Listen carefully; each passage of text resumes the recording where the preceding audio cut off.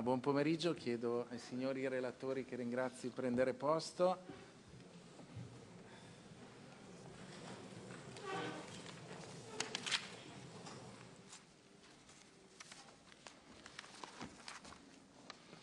Ringrazio e saluto. I would like to thank and greet my colleague MP Elisabetta Gardini, who chairs the Italian delegation to the Council of Europe. Thank you so very much for being here, Elisabetta. Madam Chair, on behalf of the OSCE Parliamentary Assembly, we shall open this first session with a focus on new drugs entitled The Silent Wave, the Threat Posed by Fentanyl and Synthetic Opioids. This session will be inaugurated with a video.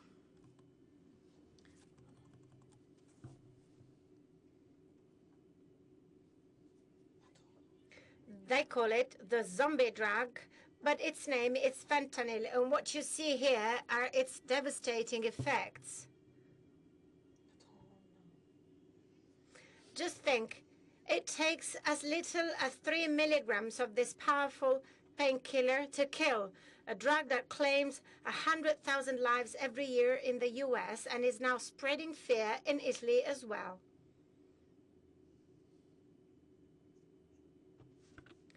A high that costs a life and which is available for just a few euros, even online.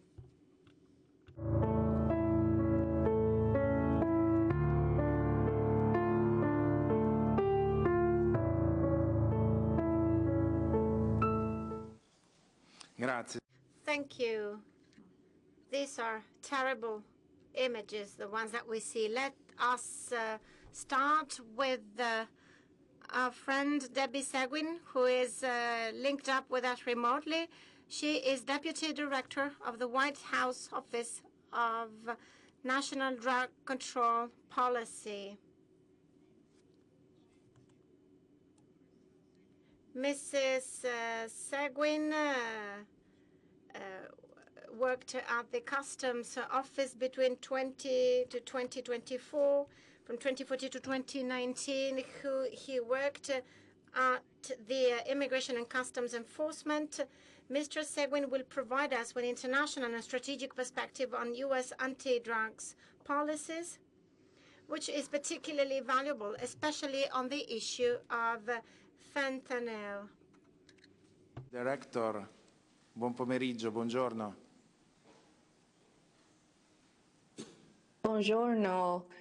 Thank you, Honorable Eugenio Zoffili, and as well to the Honorable Pietro Pons San Pietro for this invitation to join the forum on such an important topic that affects not just the United States, but affects the global community, including the countries of the Organization for Security and Cooperation in Europe.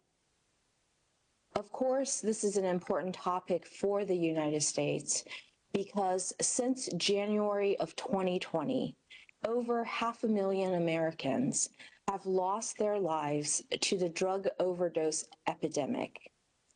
Countless Americans and law enforcement officers have also died and sacrificed in this drug-related violence. The most recent data reflects that 69,973 drug overdose deaths through the last 12 months ending in December 2025. This is a 13.9% decline from last year's estimate. So we are seeing improvements in our policies and initiatives, and this is the lowest number of drug overdose deaths since October of 2019. The Trump administration, under the leadership of President Trump, recognized the gravity of this threat and has undertaken many steps to advance our capabilities to not only fight the flow of drugs, but to strategically treat it as a national security issue. This is reflected in the President's executive orders. First, designating criminal organizations and cartels as foreign terrorist organizations, up to 13 of them in total. Then, he designated fentanyl as a weapon of mass destruction. Through these actions, the United States is sending a clear message to organized crime that we will no longer allow this to be a silent wave. The United States will loudly and boldly leverage every tool of American power to identify, target, and dismantle cartels and foreign networks involved in the trafficking of illicit fentanyl and other synthetic drugs. We will, of course, also work with and engage with our international partners to achieve these goals. Just last week, we released the President's comprehensive national drug control strategy that continues our strategic shift to a productive, whole-of-government approach to eliminate the supply of illicit drugs and precursor chemicals pushed across our borders. This strategy is available online, but I would like to share 3 law enforcement related highlights with the group here today. First, we recognize that drug trafficking is inextricably linked to the larger criminal enterprise that supports foreign terrorist organizations. And so to eliminate drug trafficking, we must also secure our borders, counter illicit financing, firearms trafficking, and human smuggling. In response, the Trump administration has created a Homeland Security Task Force that expands and formalizes joint operations by law enforcement, intelligence organizations, and the military to fight drug trafficking through the relentless campaign against trafficking networks. Second, our strategy prioritizes defining the current and emerging drug threats as a critical step. We must understand what drugs are being trafficked and consumed to allocate resources appropriately and to mount a strategic and targeted response. Our approach relies upon several core principles. The first is to strengthen the proactive threat identification by leveraging data systems. One way we can achieve this is through the implementation of wastewater testing at a national scale. Wastewater testing will provide us with accurate, near real-time data on what drugs are being used and where. Our strategy further directs federal agencies to adopt modernized and standardized forensic toxicology testing that reflects current and emerging drug threats. We will also use near real-time count and percentage changes in suspected overdose from emergency department visits to alert clinicians and the public of local overdose spikes. The second principle under our emerging threats chapter is to rapidly disseminate actionable data and public warnings. In just the last month, ONDCP has already begun issuing alerts on new drugs entering the supply chain. Our goal in doing so is to treat emerging threats the same way we would treat an infectious disease.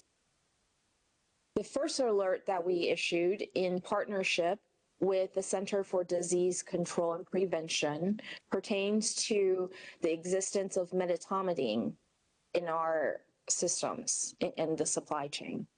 The second notice that was a recent notice that we issued pertains to cyclorphine. As part of our strategy, we'll continue to issue actionable warnings and guidance to the people who need it most. Now, importantly, and I think fittingly for this audience, we believe that we must also ensure legislative and regulatory agility to counter emerging threats.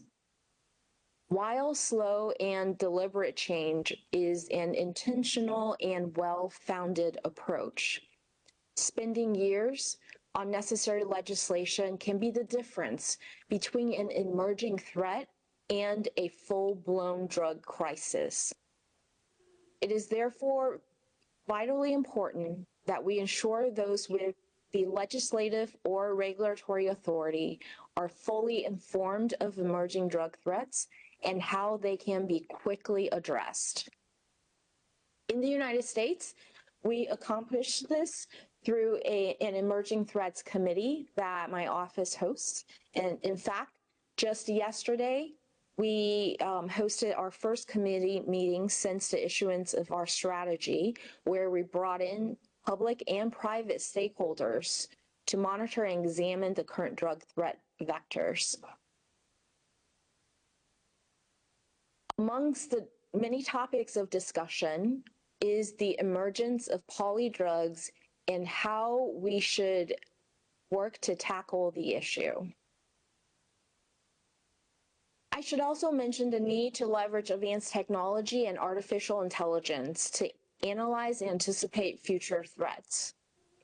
One example is using natural language processing in clinical settings to create search terms for the detection of emerging threats.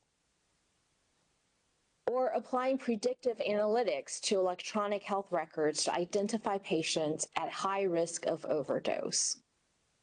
Ultimately, our goal with AI is to proactively anticipate strategic shifts from the current baseline in the global and domestic drug supply. Through all of these efforts, we are building a rapid, efficient, and responsive approach to emerging drug threats. Lastly, we're working to ensure that criminal actors cannot exploit the legitimate supply chain to traffic illicit drugs. A clean supply chain requires accountability from the initial order through transit to final delivery of a commodity. We can accomplish this through promoting supply chain integrity principles. These principles include transparency and accountability, enhanced data collection and verification of the identity of individuals shipping and handling commodities, as well as the items that are being shipped. These principles will ensure the legitimacy of transactions to incentivize private industry to perform the due diligence necessary to reduce supply chain vulnerabilities. And of course, we cannot talk about the supply chain without thinking about trade and private industry. They can be engaged and they can be incentivized through the expansion of existing trusted trade programs run by each of your country's customs agencies. These programs are commonly called authorized economic operator programs. They are public-private partnerships that invite companies to voluntarily implement heightened security measures that will lead to prioritized and expedited processing at ports of entry. And as we continue to encourage source countries to strengthen and implement these supply chain integrity standards, we call on our European partners and all of you to actively participate and seek the same type of action from these countries. We believe that these calls are well suited to the timing and scope of this conference and the mandate of the OSCE. Thank you so much for your time. And Eugenio, back to you.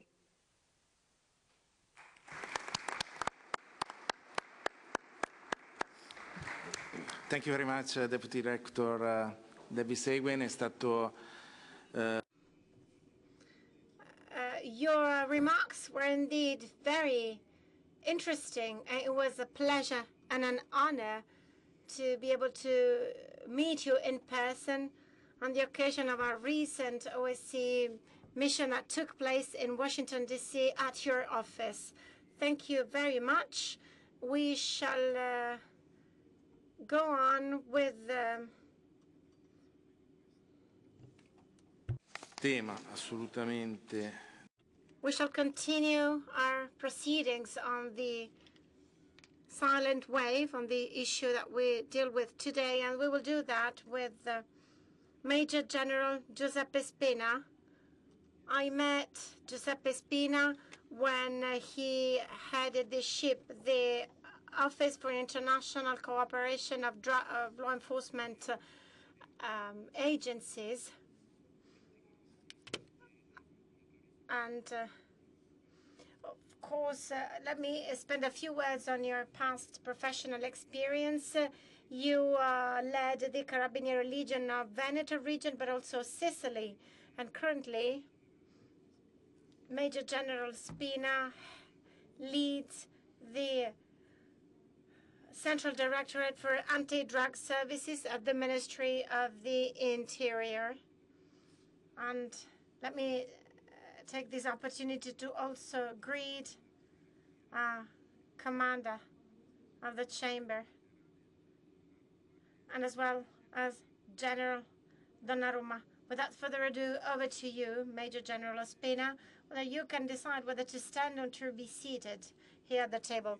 Good afternoon, everyone. We have just heard from Mrs. Seguin.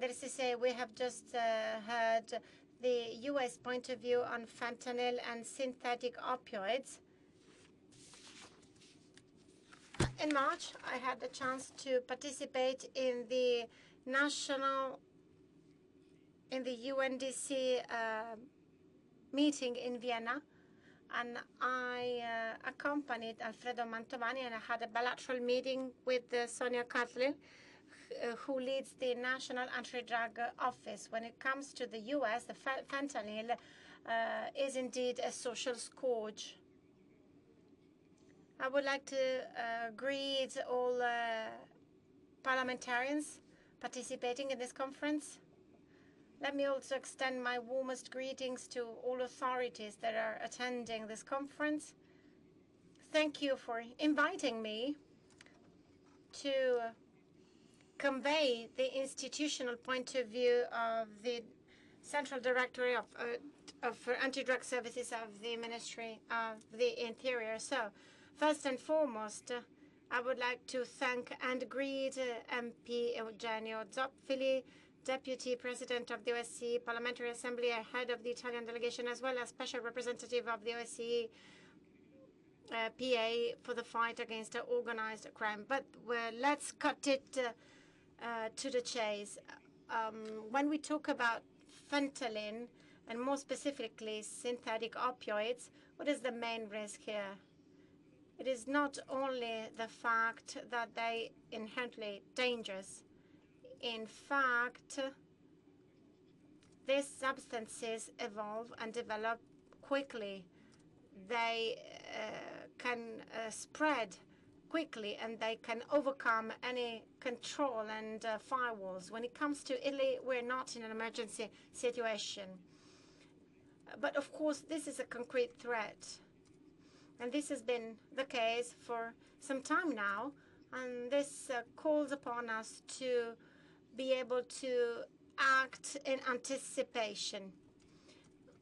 Earlier this morning, the Secretary General urged the audience to come up with the integrated responses. The Central Directorate for Anti-Drug Services that I'm honored to head is a joint forces structure or office of the Ministry of the Interior, and it deals with the investigation coordination for all that concerns anti-drugs activities that are carried out nationwide.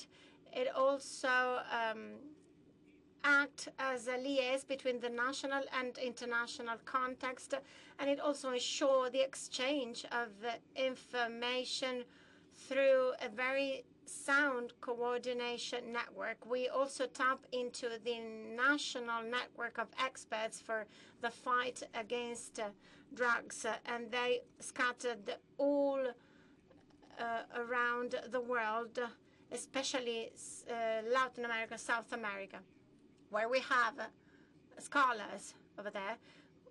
As far as synthetic opioids are concerned, and let me mention that Debbie Seguin gave us a very precise overview of where we are at with respect to these substances. Based on the information that we have, we can comfortably say that in Italy there's no such a thing as a fentanyl emergency. However, based on a number of indicators that were gathered through law enforcement activities, all law enforcement agencies are able to gather this information in a unitary way, so Carabinieri, tax police, and so on and so forth. And based on this data, this is a concrete and ever-evolving threat. Let me tell you that demand for fentanyl is there. It is a thing. The operations carried out by the police reveal us that the fentanyl substance that is available in Italy is the result of transformation of medications that were obtained through illegal channels. So rather than clandestine production sites, we should rather talk about transformation of existing medications. So fentanyl is just a starting point, as to say. Together with fentanyl and its byproducts, criminal networks have been introducing in Europe and also in Italy new, very powerful substances, imitations, that is to say, synthetic opioids that, let me specify that fentanyl is indeed a medication that can be used as a painkiller. The other new drugs are so powerful that they were not even authorized as medication, and the oxycodone entered the market, the legal market, straight away without having to go through authorizations. Based on latest data, these substances have already led to fatal overdoses. So many people who consumed nitazene died of overdose. So the drugs market, especially synthetic opioids, is rapidly evolving. So what's the situation here? On the one hand, investigations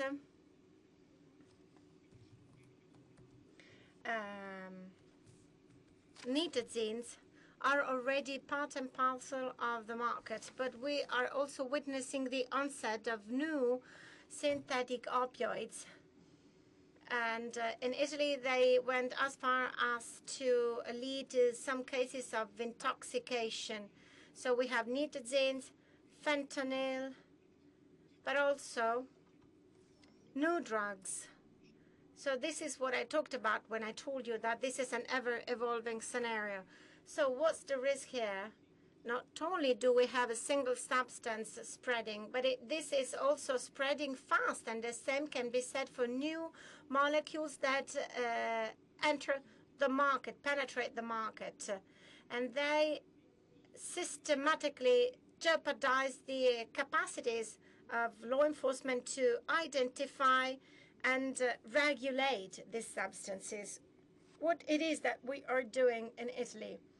In 2024, our government approved the national plan to fight against the use of fentanyl and other synthetic opioids. And this was the result of a cooperation between the Department for the Fight Against Drugs of the Prime Minister's Office and all other institutional stakeholders having a responsibility in what concerns prevention, combating the phenomenon, as well as management of emergency situations. This includes Ministry of the Interior, Ministry of Health, Ministry of Justice, Foreign Affairs, as well as the National Healthcare Institute, as well as other organizations. So let me backtrack to the plan I have just mentioned to give you the gist of the Italian standpoint. Let me give you a number of data. First of all, one goal is to reinforce the investigation and monitoring capabilities, which is very important. And against this backdrop, we have introduced the fentanyl NABNet project, and this provides for the toxicological analysis of doses that are sold in the streets. Doses that are taken from the streets from drug dealers are then analyzed. And this represents a very important tool for us to carry out investigations. So we can monitor which substances are circulating on the market, including substances that are not tracked yet. And this allows us to track main novelties in terms of substance use. We have also introduced portable equipment to track and analyze these substances. And we are tapping into the use of laser light to identify the structure of the molecule of the substance. These checks, we've carried out tens of thousands of those, have improved our ability to identify substances, including chemical precursors. So these tools are not replacing lab tests, but they in fact complement them and reinforce our ability to monitor what happens on the ground. In this respect, technological innovation is a very important leverage for us. But it can really be useful also only if it is coupled with an ongoing training of operators and professionals in the field. And let me remind you that we really need to come up with the shared and common procedures among law enforcement agencies. Let me pinpoint yet another point, the protection of health. The National Directorate that I had is indeed very important in what it does, because together with IFA, the National Medication Agency, and the Ministry of Health, has introduced a new protocol whereby we have now provided specialized emergency vehicles with tools to fight overdose situations. In Virginia, at the headquarters of the Drug Enforcement Administration, you would see the wall of fentanyl, where you would find pictures of people who died after a fentanyl overdose. And you would see, I saw a picture of a kid, an 8-month-old kid who died of overdose. And why is that? The minimum dose, even a minimum dose of fentanyl can be lethal. Even the inhalation of a tiny amount of fentanyl can lead to a death. It has an impact on the central nervous system, and especially the center that controls breathing. So it creates creates a breathing depression. So you end up slowing down breathing until you find death. Basically, this is how you die of fentanyl.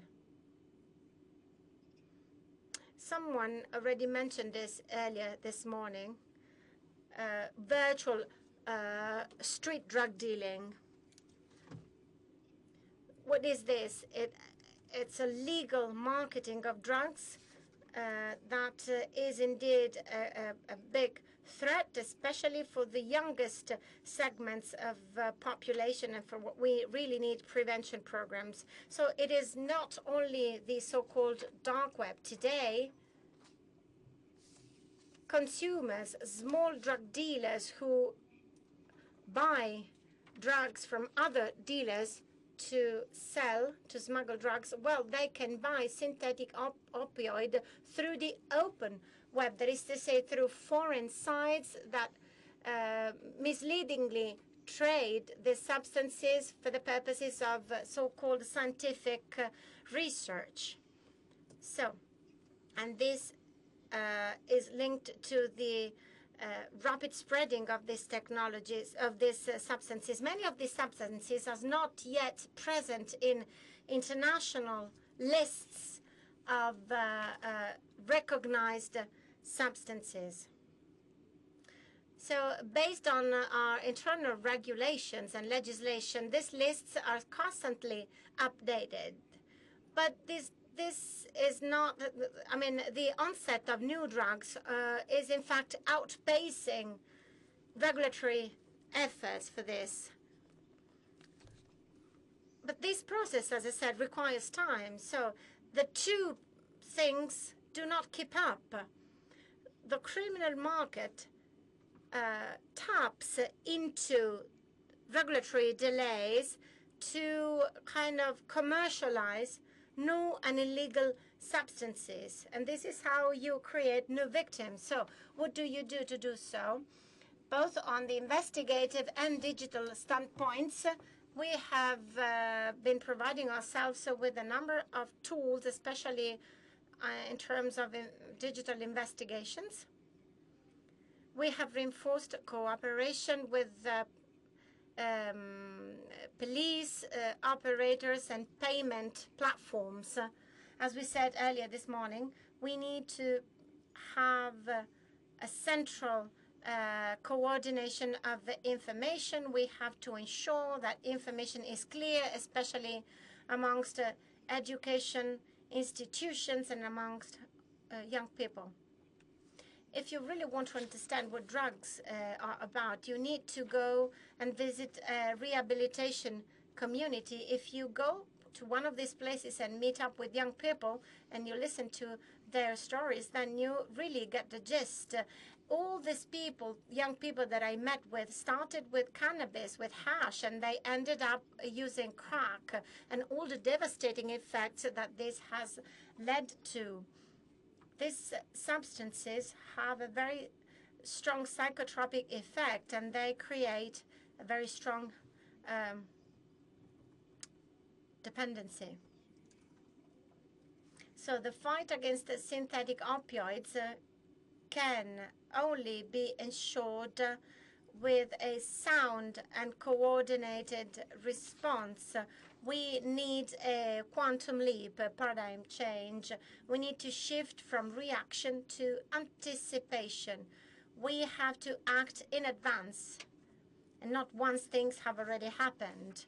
So the true challenge is not to understand what happens, but what is emerging before they lead to irreversible effects on public health. And this is where we have to be effective at the institutional level. Grazie Generale Spina. Thank you, General Spina, for your address, which has been very, very valuable.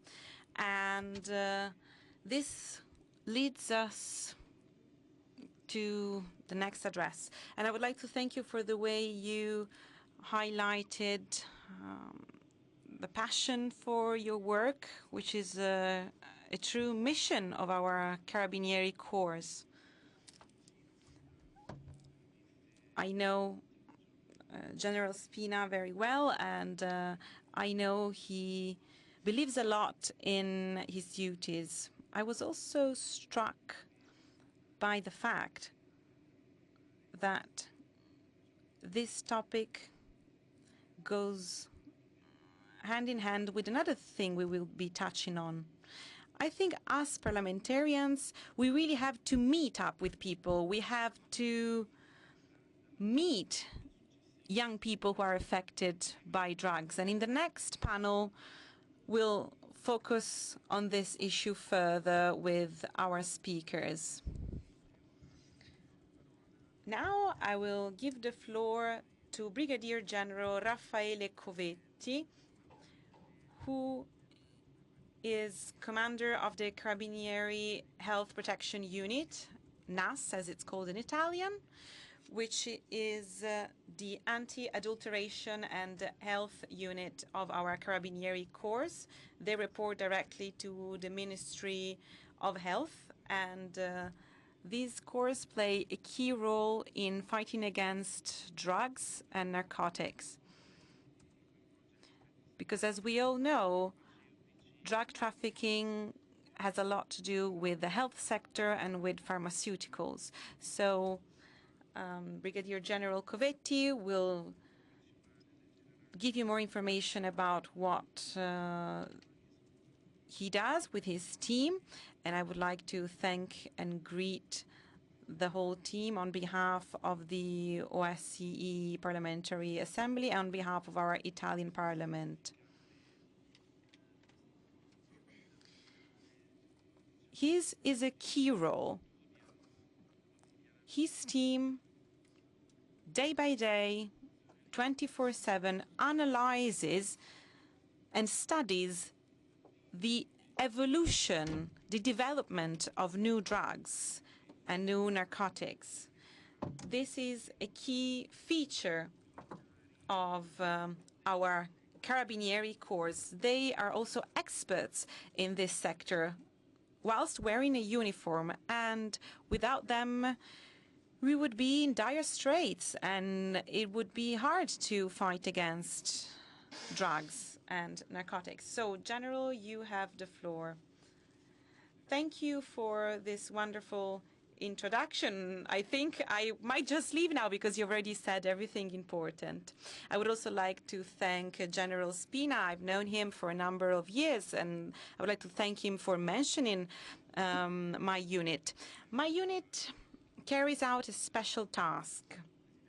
As President Zoffili was saying, we are part of the Carabinieri Corps, but we also report directly to the Ministry of Health. And we have to track and look for new substances on the web, but at the same time we track and control the pharmaceutical industry, because some pharmaceutical substances, as you know, are used for illicit purposes. So this is our goal, ensuring the smooth running of the sector. We have a double remit. We are part of the judicial police, but since we report to the Ministry of Health, we also have administrative tasks. My team is made of military staff, but they also undergo specific technical training. This is why we have a higher responsibility and wider powers. We can access all establishments at any time. And this is the way we've worked since 1962. We started working on food anti-sophistication procedures after a few emergencies. And now we also analyze food products, vet products, and medicines and pharmaceuticals. Article 32 of our Constitution states that health is a fundamental right, and health must be protected with a holistic approach, because health means total well-being and not just lack of disease. We operate all around the country. There's about 1,000 of us. We have a central command which looks for new substances. We also operate in the doping sector because unfortunately this sector has a lot in common with drugs. Then we also have another unit, which is represented here today by the commander, which works closely with AIFA, the Italian medicines industry. And Colonel Strappatelli is here with me today, and she is a great expert in the pharmaceutical sector. As Director and General Spinola was saying, fentanyl started out as a pharmaceutical product. Clearly, all our operations are not limited to national controls. On a daily basis, we also participate in international operations and activities, for example, under the leadership of Europol. Moving on to pharmaceutical security, which is something we're very interested in. We carry out monitoring activities on the whole pharmaceutical supply chain. We check producers, distributors, intermediaries, and we also monitor pharmacies and shops. One thing is very important, as Director was saying earlier on, and that is online sales on both licit and illicit websites. We always have to keep an eye on the dark web as well, and on the deep web too. All activities we carry out at national and international level serve to ensure the security of pharmaceutical products. We also must avoid illicit products and avoid that they end up on the market. In this sense, cooperation with other institutions is very important when it comes to monitoring and tracking activities, as well as lab tests that the previous speaker has already mentioned. Through all of these monitoring activities, in the past, we have been the first ones in Italy to identify some types of drug trafficking. And we were able to do so by searching the web, by surfing the web. We were able to find some suspicious elements on the deep web, and we were able to trace a lot of international shippings. We were able to find transactions in cryptocurrencies. We called this Operation Airphone because some earphones were used to ship drugs, and we were able to arrest about 40 suspects. And we had the first confiscation of fentanyl in Italy, as well as 1 kilo of other synthetic opioids.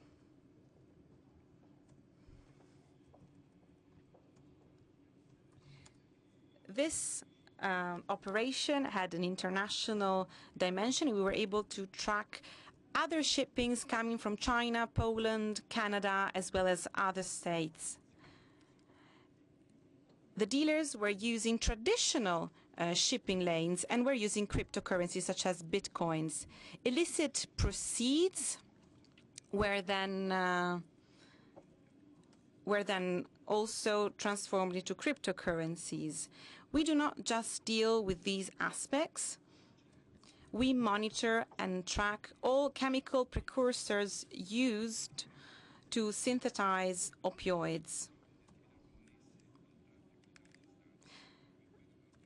And this phenomenon requires an advanced organization as well as deep interconnection with illicit commercial circuits. We also operate in this domain with an annual monitoring plan together with the Ministry of Health.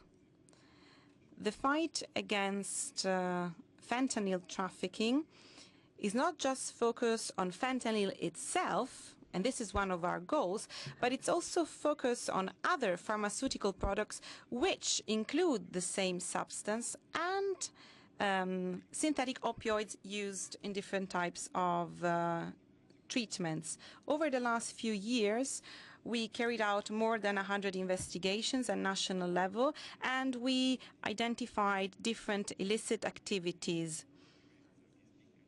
The most common one is the theft of prescriptions or the counterfeiting of prescriptions at national level.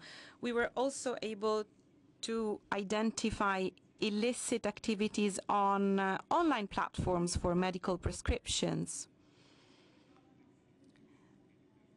Some other activities that we have identified are hyper-prescriptions by medical doctors or theft in pharmacies or hospitals.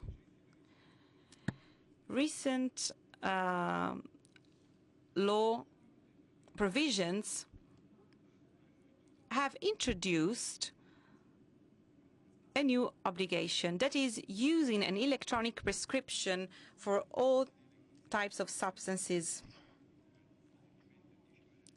And our goal here is to anticipate the effect of all possible activities that can lead to a dematerialization of prescriptions, such as illicit access to the platforms or theft of credentials to enter said platforms.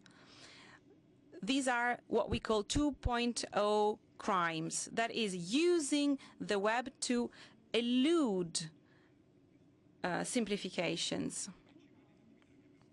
Among our main operations, I would like to point out the one carried out in Cremona.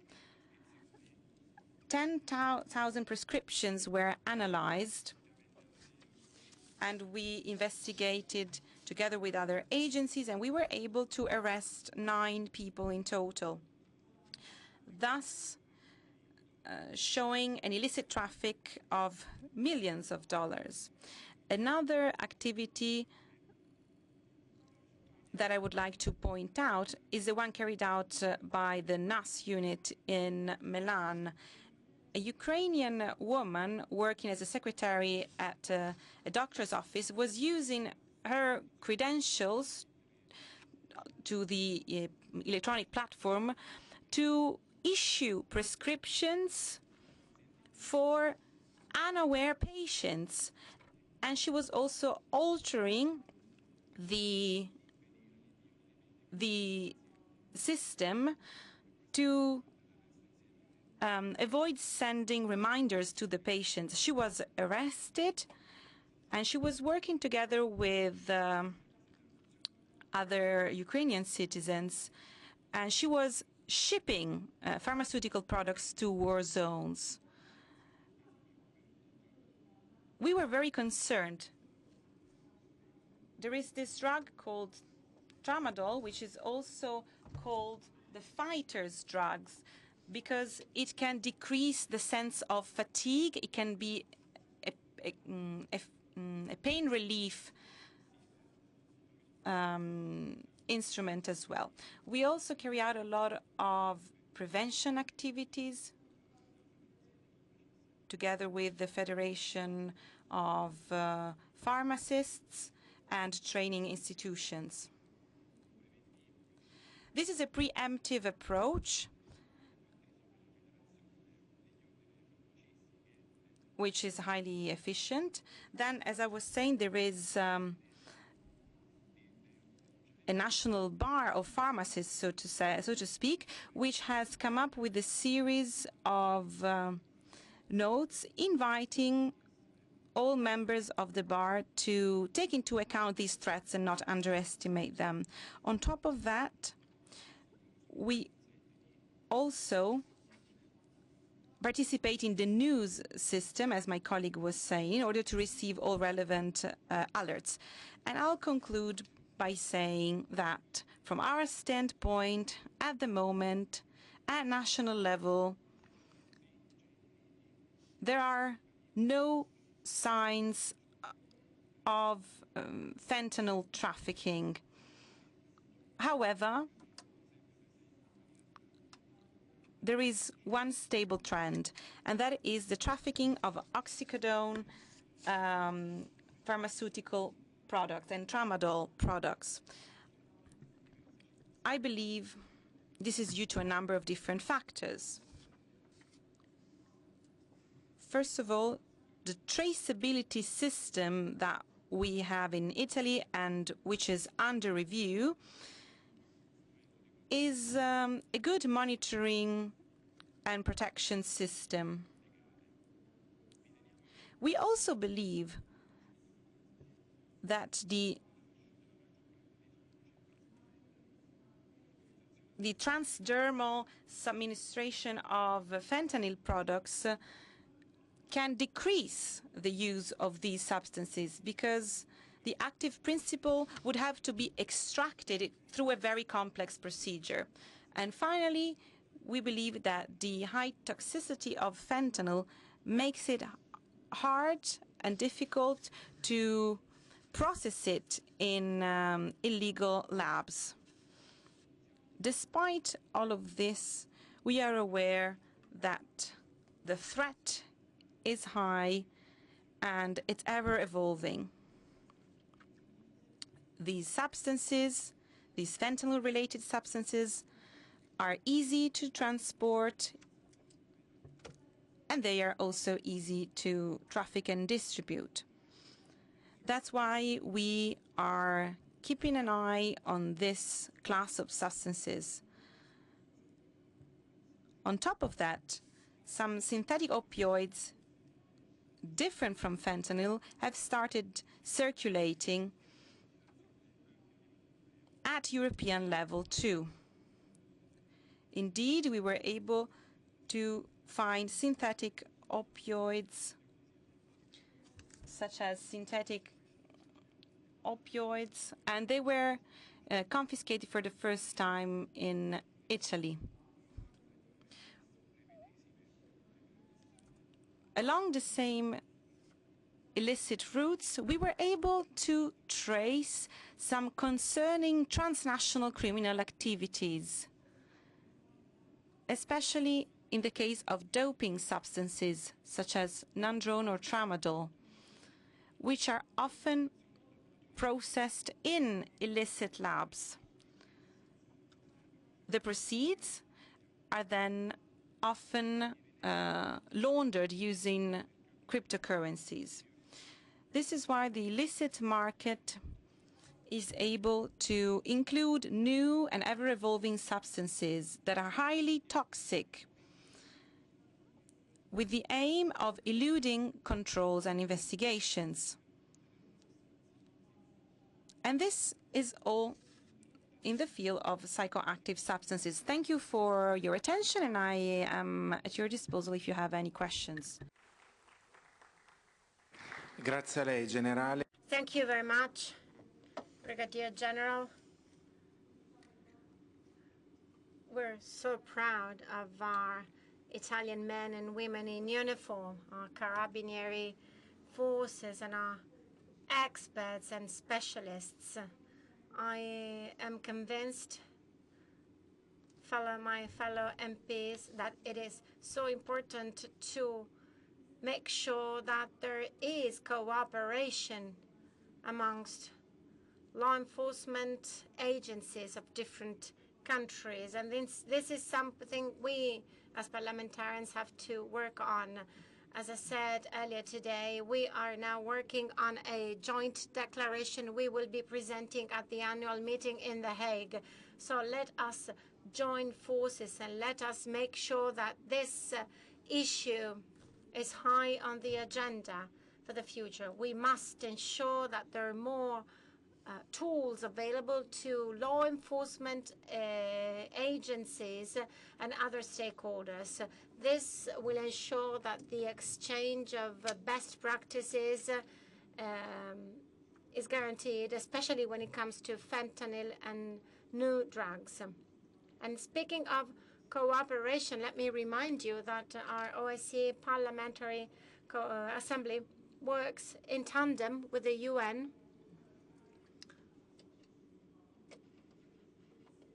and it is therefore my great pleasure to introduce Mr. Justice Teti, head of the Scientific Laboratory and Drug Services Branch of the United Nations Office on Drugs and Crime, UNODC. With a solid background in pharmacy and pharmaceutical analysis, Mr. Teti is an internationally recognized and renowned expert in the field of forensic science and drugs control, and he offers a global perspective on the threat posed by synthetic opioids. Please, Mr. Teti, over to you. You pick whether to be at the podium or on the table, and then our colleague Fatir Medio will be concluding this panel, and then we will open the Q&A session. Over to you. Excellencies, distinguished parliamentarians, ladies and gentlemen. Let me begin by warmly thanking Honorable Eugenio Zoffili for the invitation to be with you today. Mr. Zoffili, it's a real pleasure to see you again, following our first global meeting of the International Network for Legislation on Drugs in Vienna last June. And it's a pleasure to see so many familiar faces in the room. I'm honored to address you on an issue that sits at the very crossroads of public health, security, safety, and governance.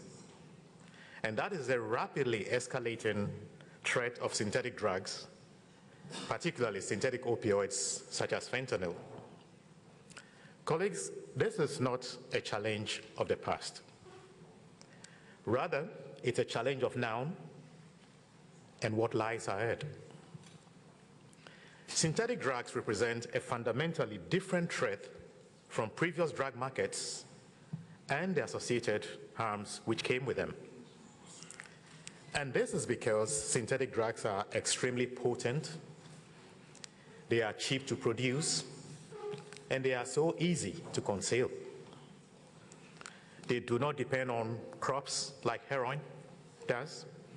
They do not depend on climate, and they do not depend on seasons. They can be manufactured almost anywhere in the world and often close to consumer markets, using chemicals that can be repurposed from legitimate industries. And some of these substances produce disorders such as drug dependence and also enormous harms to users. With powerful synthetic opioids such as fentanyl, the inadvertent risk of overdose is real, and it is always just one step away. For organized criminal groups, this is a perfect business model. High profits, low risk, and a very stable consumer base due to the risk of dependence to people who use these drugs. Since 2012 alone, 99 fentanyl analogs, and with that I'm referring to substances which are chemically similar to fentanyl, have emerged. And today, as we speak, 172 new synthetic opioids are under active monitoring by the United Nations Forensic Early Warning System. And the number of nitazens, which are even more potent than fentanyl, continues to grow. This constant chemical innovation is not accidental. And it is because behind every new substance is an attempt by criminals to stay ahead of the law. It is a deliberate attempt to outrun legislation, evade prosecution, and maximize profits. Now, for too long, drug policy discussions have been framed as a choice between enforcement and health. This is a fallacy. The science does not support it. There can be no effective health protection without disrupting supply, and no lasting supply reduction without addressing harms to public health. From a supply reduction perspective, organized crime must be stopped upstream before substances reach our communities. And that means disrupting clandestine laboratories, cutting off access to precursors and designer chemicals, following money trails, and strengthening prosecutions that hold traffickers accountable. And that is where science and the law must be connected. Science tells us what new substances are emerging, how potent they are, and how they are manufactured. Legislation determines whether authorities can act fast enough, and by that I mean faster than the criminals. Without robust forensic capacity, new substances remain invisible. And without agile legal frameworks, these substances remain long enough to cause irreversible harm.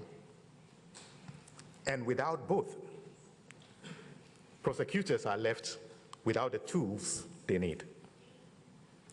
Distinguished parliamentarians, you are not observers in this fight. You are architects of the response. Through legislation, you define what constitutes a criminal offense. You regulate controlled substances and precursors. You enable financial investigations and international cooperation. And you determine whether forensic evidence stands up in court. Strong, modern legislation does three critical things for supply reduction. First, it keeps pace with the science. And this includes mechanisms for rapid scheduling of new substances based on forensic evidence. Second, it empowers prosecutors and the courts. Clear offenses, proportional penalties, admissible forensic evidence, and effective asset recovery laws make prosecutions credible and deterrence real. Third, it closes loopholes that organized crime thrives on. And with this, I'm referring to outdated or fragmented laws which are not neutral. These provide opportunities for traffickers.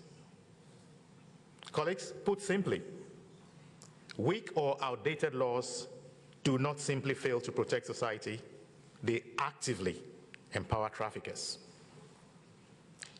Synthetic drugs do not appear on our markets by accident. They are built step by step using chemical precursors, many of them dual-use substances. This kind of response is only possible with clear legal authority and parliamentary leadership. Excellencies, synthetic drug markets are inherently transnational. Chemicals are sourced in one region, synthesized in another, sold globally, and often online. And this is why the international drug conventions remain essential. They provide a legal foundation for shared responsibility, cooperation, and mutual assistance.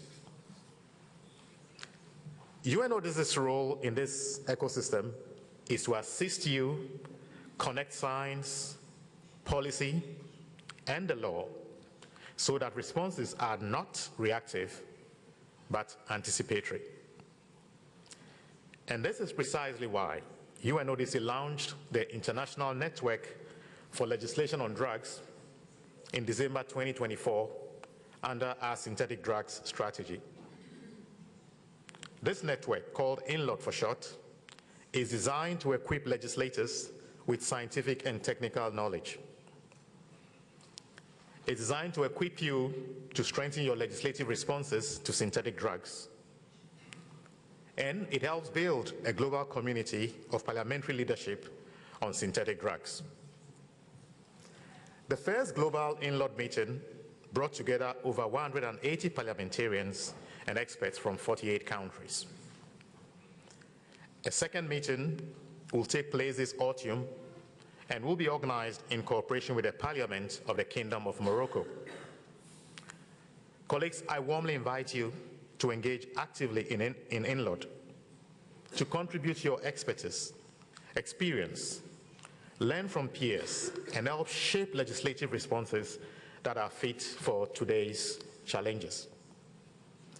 Distinguished participants, the rise of synthetic drugs is sometimes described as a silent wave. But for families, communities, law enforcement and justice systems, its impact is devastatingly loud. UNODC stands ready to support you with data, with expertise, and with partnership. Together, we can ensure that laws are not one step behind criminals, but one step ahead. Thank you for your leadership, and thank you for your attention.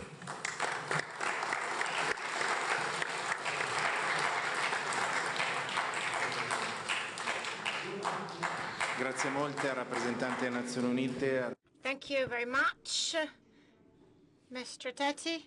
I will now give the floor to a friend and colleague for the conclusions. He was Minister of the Environment, Minister of Defense, and member of the Albanian delegation to the OSCE Parliamentary Assembly. Fatmir Medea, over to you for the conclusions on this panel. Veramente ti voglio ringraziare per questa grande conferenza.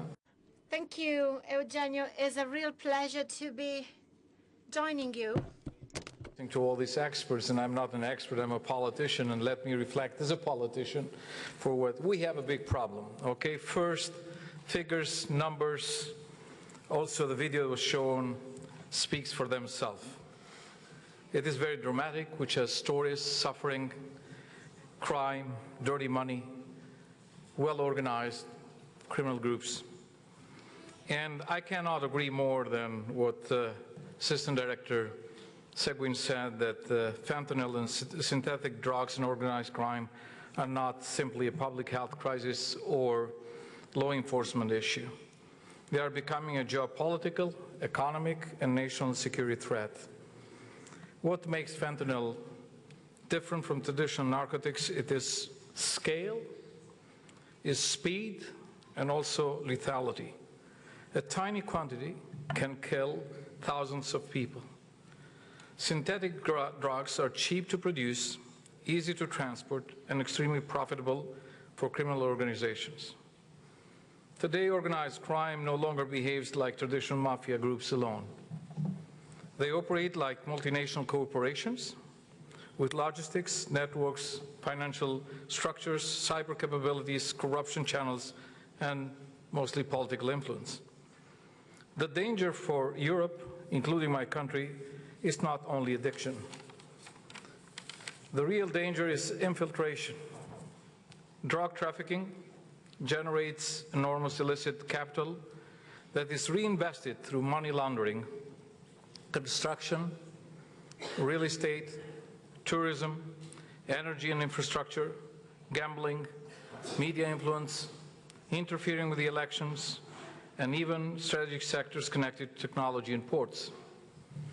Through money laundering, criminal organizations penetrate the legal economy and gradually distort free markets and democratic institutions. And when dirty money enters in politics, democracy itself becomes weak, corrupt, and turns against its own people. Criminal groups, finance influence, corrupt officials, manipulate procurement, intimidate institutions, and create dependency between organized crime and political power. In some countries, including my own, Albania, we are witnessing dangerous convergence between organized crime, corruption, weak institutions, and foreign malign influence. American Congress approved Nation Defense Authorization Act that was also signed by President Trump. The main call for the Balkans was the fight against organized crime and corruption, and especially the links of the drug trafficking with drug cartels in Latin America. And that's the reality. This creates a captured security environment where criminals' networks become stronger than the state itself. Crime starts controlling states. Drug trafficking, connections with drug cartels is a global threat that can destabilize not just one country, a small country, but can weaken strong institutions and alliances like NATO, EU, can damage economies and undermine trust in democratic governance. And as was said here, we need a combined effort. We need to work together. The response cannot be fragmented. We need stronger transatlantic intelligence cooperation, joint financial investigation, because as Judy Falcone says, follow the money, aggressive anti-money laundering enforcement, real border and port security, cyber monitoring of synthetic drugs distribution, and political courage to confront corruption linked to organized crime.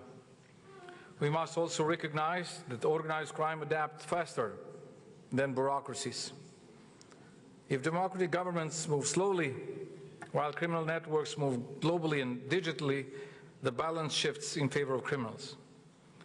Especially do not turn a blind eye to our countries. Even they are small, the problem is not just our country's problem. It's your problem as well. Because they're not going to consume in a small country. They will find a big market. They already are working in Italy, United Kingdom, Netherlands, Spain, and other European countries. So working together to face that reality is very important. And it's not any longer a law enforcement issue. As I said, it's a security challenge, and we should work all together. The fight against fentanyl, synthetics, drugs, and organized crime is therefore a fight for our own people, young people especially, for public health, for rule of law, for our nation's sovereignty and our security. So to conclude, I think as members of OSCE, listening to the director that spoke last, we should try to fill the gaps of our legislation and do the best that we can have the best legislation, but not as a quantity, but also as a quality that can be implemented, and share our experience and work together to fight the organized crime and drug trafficking. Thank you. Grazie. Grazie Fatmir, grazie Nono. Thank you very much, MP Mediu from Albania, for the very important initiatives you have been promoting internationally. I participated in the relevant forum in Washington, and I was struck by the high level profile of that conference. And thank you for underlining the importance of lawmaking on this subject matters. It is now time for Q&A in case there are colleagues who would like to make comments or questions. If not, we shall close this session. But yes, we do have raised hands, people who has to take the floor. Mr. Bonadello, you've asked for the floor, and over to you. Thank you, Eugenio. So I'm going to, I represent Ireland. I'm the leader of the Irish group here. So I'm going home with many questions. Thank you for prompting those questions. Very stimulating debate. One question I have, what is the biggest obstacle to international cooperation, to countries working together, creating laws across international boundaries? Thanks, Chairman. Grazie, ringrazio il collega. Thank you, John. John Ladd is head of the Irish delegation to the OSCE PA. Let's see if we have other questions or comments from the floor. Over to you, North Macedonia. With Monica Zakova, over to you. Mr. Covetti, you've been speaking a lot about the pharmacy industries, about the cryptocurrencies and so on. My question is to you, how are organized crime networks adapting their methods through online platforms and cryptocurrencies, according to you? And because you also mentioned the prevention, what do you think about what role should education have in this whole situation? Thank you. Grazie. Grazie molte. Thank you. Are there any other comments or questions? No. If there are no more questions or comments, I'll yield the floor to the keynote speakers. Yes, I would like to invite my colleague to take care of the replies. I am in charge of the Carabinieri unit inside of the National Agency for Medications in Italy. We are the highest experts in diversion techniques along the drugs supply chain. As I said, we deal with the diversion of drugs for unlawful aims. So let me tell you that most of the things that we've find out about is thanks to you. And so I give you the floor. Thank you very much, General. So first question was on awareness raising amongst schools and education institutions. Well, the first question, was it related to online sales, online trade? Could you please repeat the first question, if you don't mind?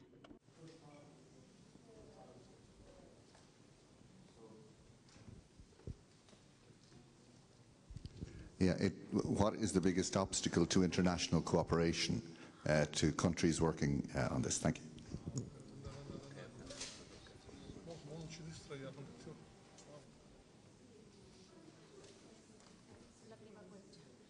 Thank you, because I didn't understand the first part. Grazie. Della domanda.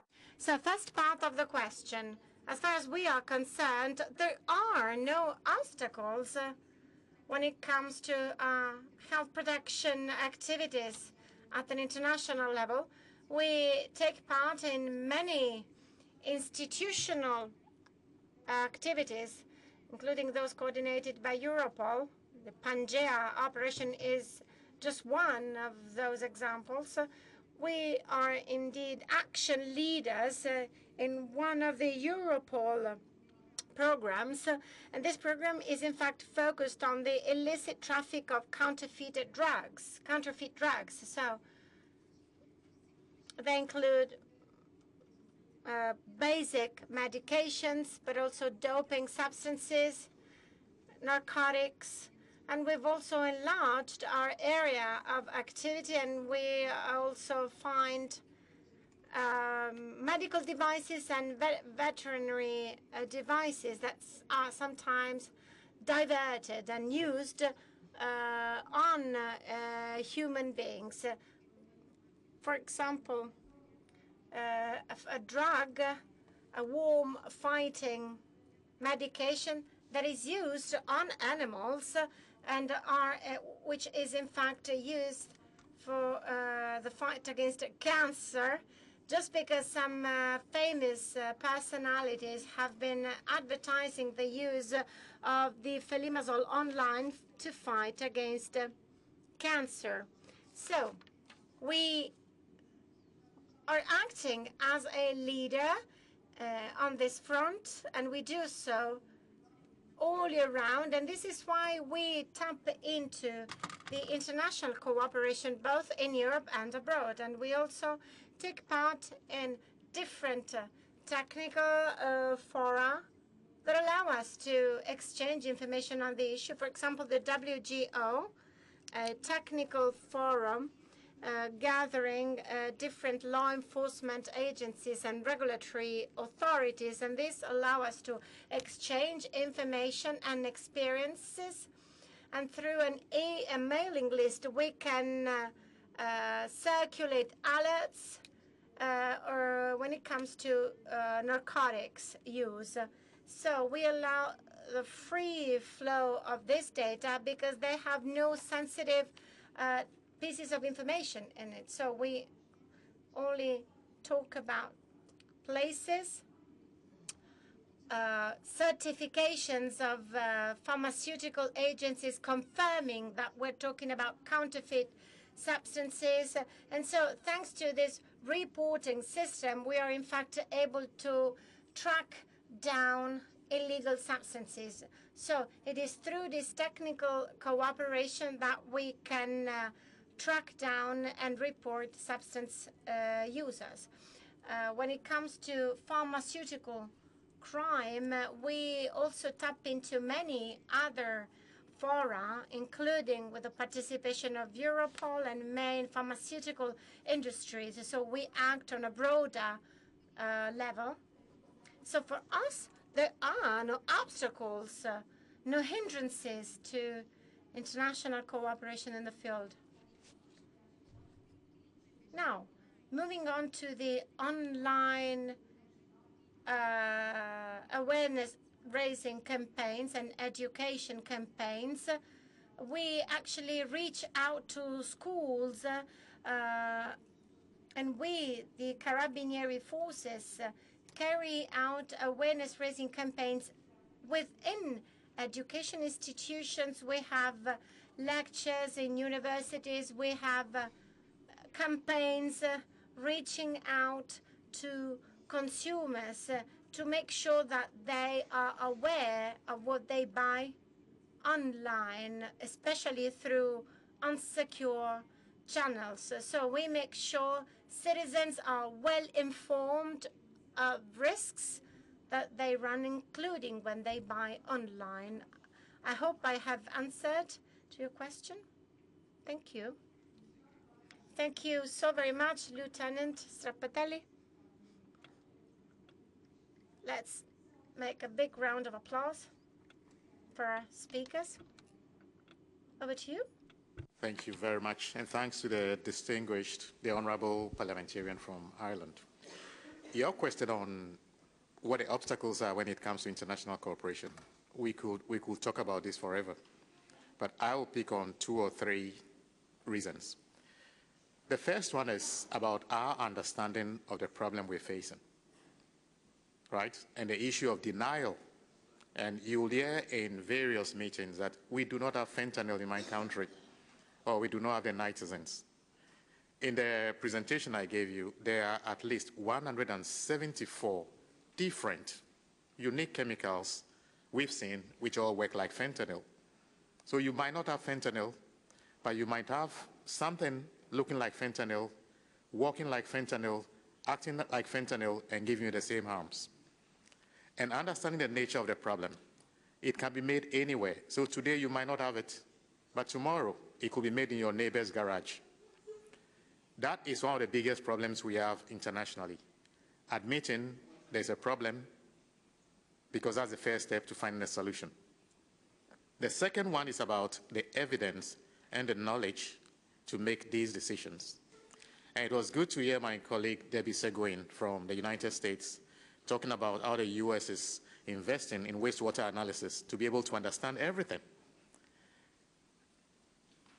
Honorable parliamentarian, if you don't know what you're looking for, you'll never find it. And that is another nature of synthetic drugs. Countries have to invest in data collection. Countries have to invest in detecting drugs. Countries have to be aware of what is out there. And most importantly, be able to share information in a timely manner. That is the only way you can be able to anticipate threats to your country and work with others to put in responses. I think I'll leave it at there. Maybe I will catch up with you in the margins to give you more reasons why we're struggling internationally. Thank you. Grazie molte, ora generale. Thank you much, and thank you very much. And now over to General Spina. Now, on obstacles to international cooperation,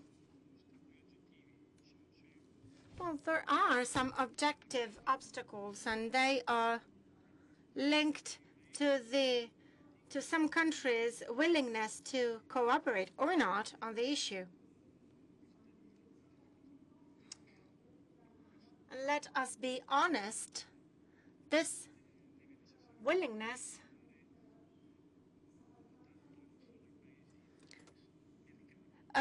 must be shown not only by countries where these narcotics are marketed and traded. In fact, we should make sure also producing countries chip in, transit countries also, and narcotics smuggling routes. Let me give you an idea of the situation. When we talk of synthetic drugs, 40% of chemical precursors at the world level are produced by India and China. These precursors are used to produce synthetic drugs. That's the gist. The cannabis is the most widespread drug worldwide. Second one is cocaine, the one with the highest profits or proceeds. So for some time now, we have been promoting a union-wide action, including at the international level through Interpol, to make sure that we act in anticipation in advance. So we've been cooperating with our counterparts in Latin America through investigation units, and we've come up with cooperation projects to make sure that problems are identified in their infancy. Thank you very much. I will now close this session, but I'll give the floor over to our colleague in the UK. Thank you very much, and thank you to the colleague who responded to the question about education. I would simply have a question about whether anyone has any observations about the fact that it has certainly been some of our experience in the UK that very young children are being drawn into drug trafficking at street level. These are vulnerable children, they're often very poor children, but of course, once they're dragged into this hideous process, their lives can be ruined. So we absolutely need to be working at higher levels in education, but I wonder if you have any observations about working with much younger children too. Thank you. Io ringrazio la collega. Thank you very much, MP Blower. In the session 2, we will be presenting you a leading Italian expert in this area. That is to say, a representative of the San Patrignano community, that is to say, drugs and young people. We will really have a clearer idea of what happens among youngsters. We will hear from them to see what it is that they have come up with in terms of prevention campaigns to protect our young people from this scourge, from these threats. Are there any other comments or questions? If there are no more questions or comments, I will close this session. Would like to, meanwhile, I'm greeting the delegation from Montenegro. We have now a very short coffee break, 20-minute coffee break, and we will come back at 16:20 sharp for panel 2. Thank you.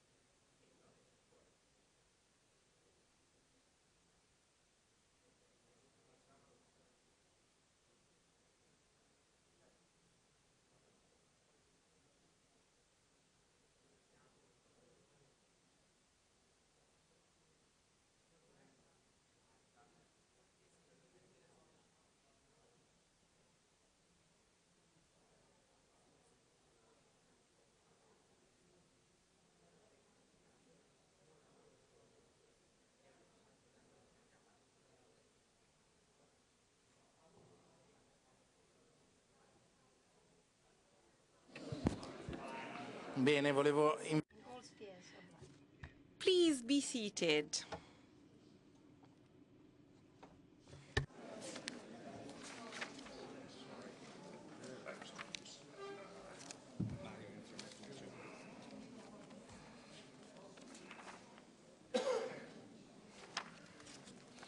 Bene, grazie.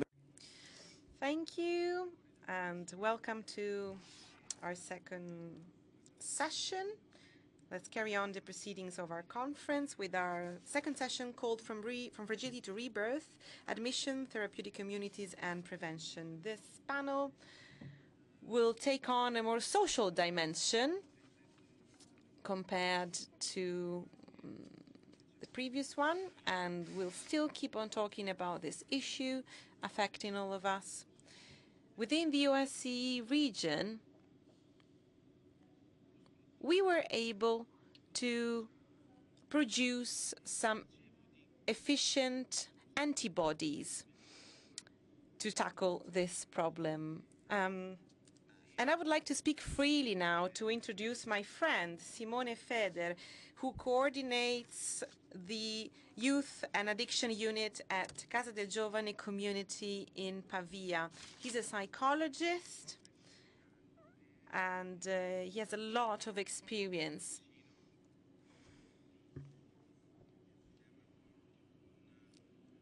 He works closely with young people affected by addiction,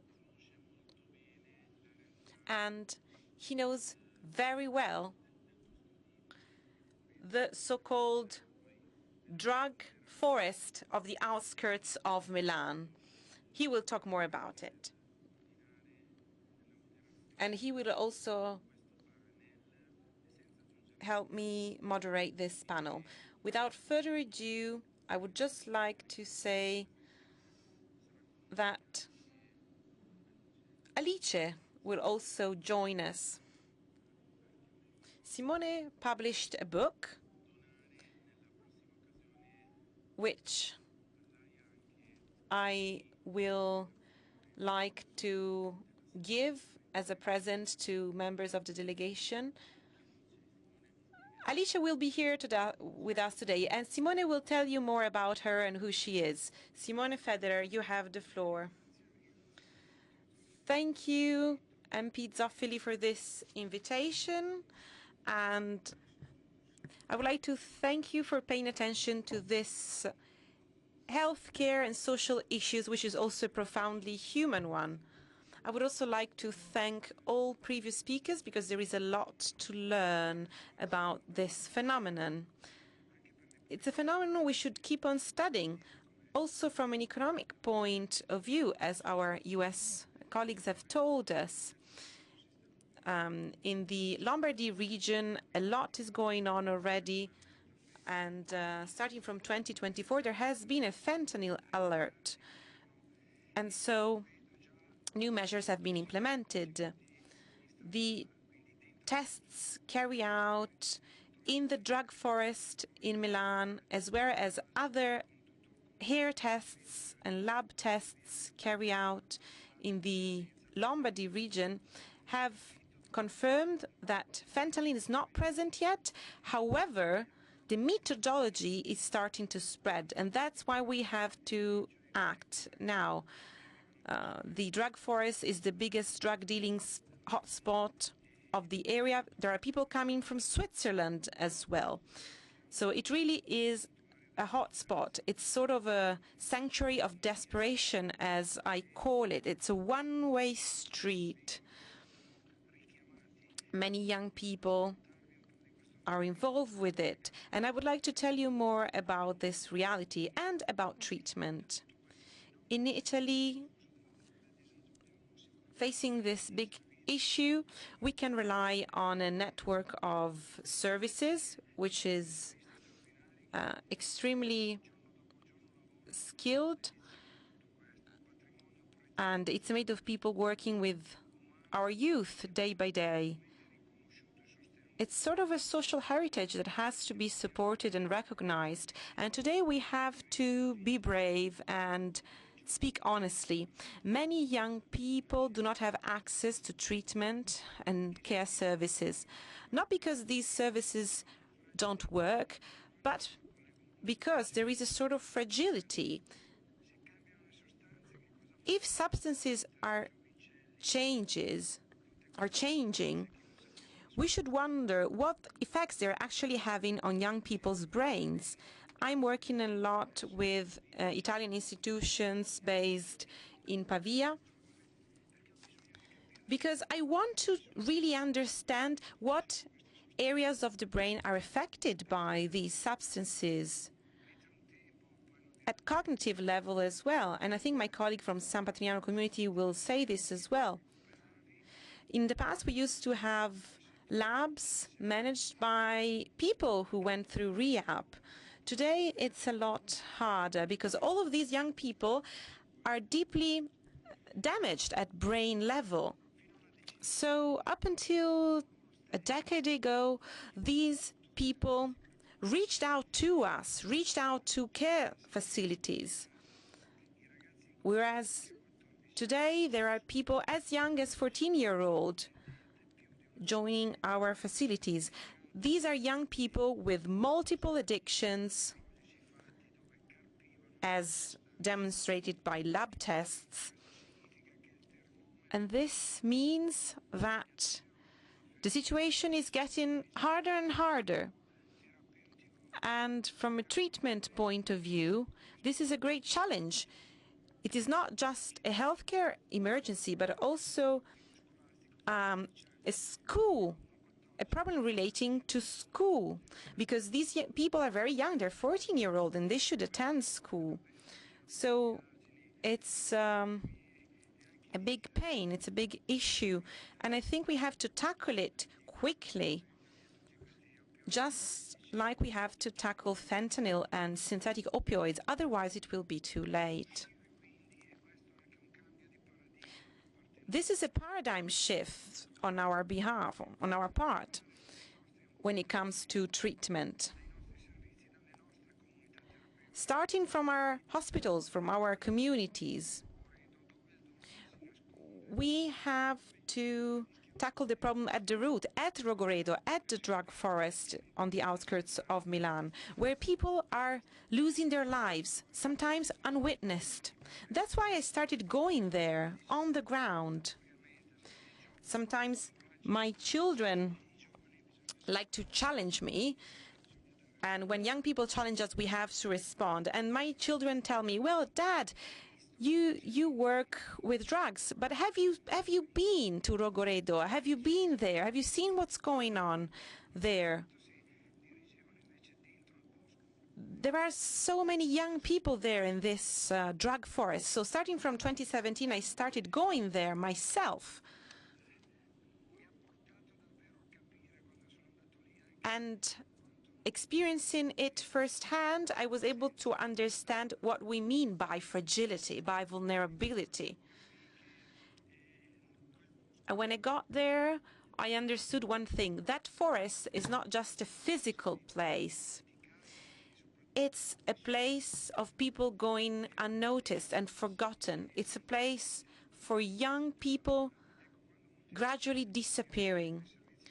Sometimes journalists film this place and they talk about the invisible, referring to these young people, but they are not invisible, they are forgotten.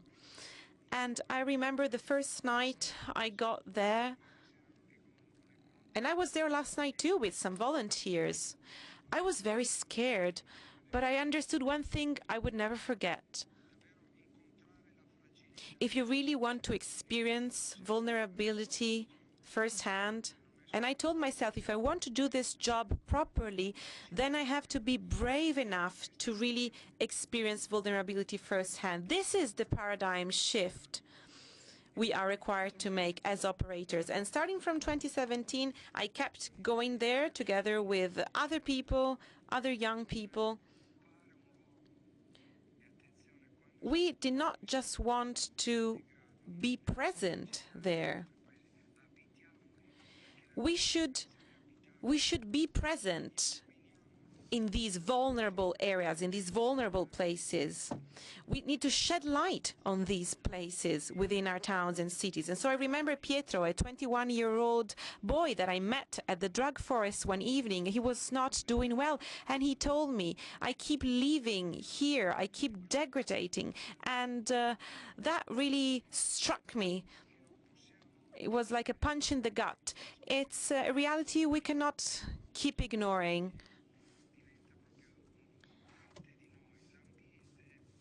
Our environment is never neutral, especially for vulnerable people and fragile people. Our environment shapes us.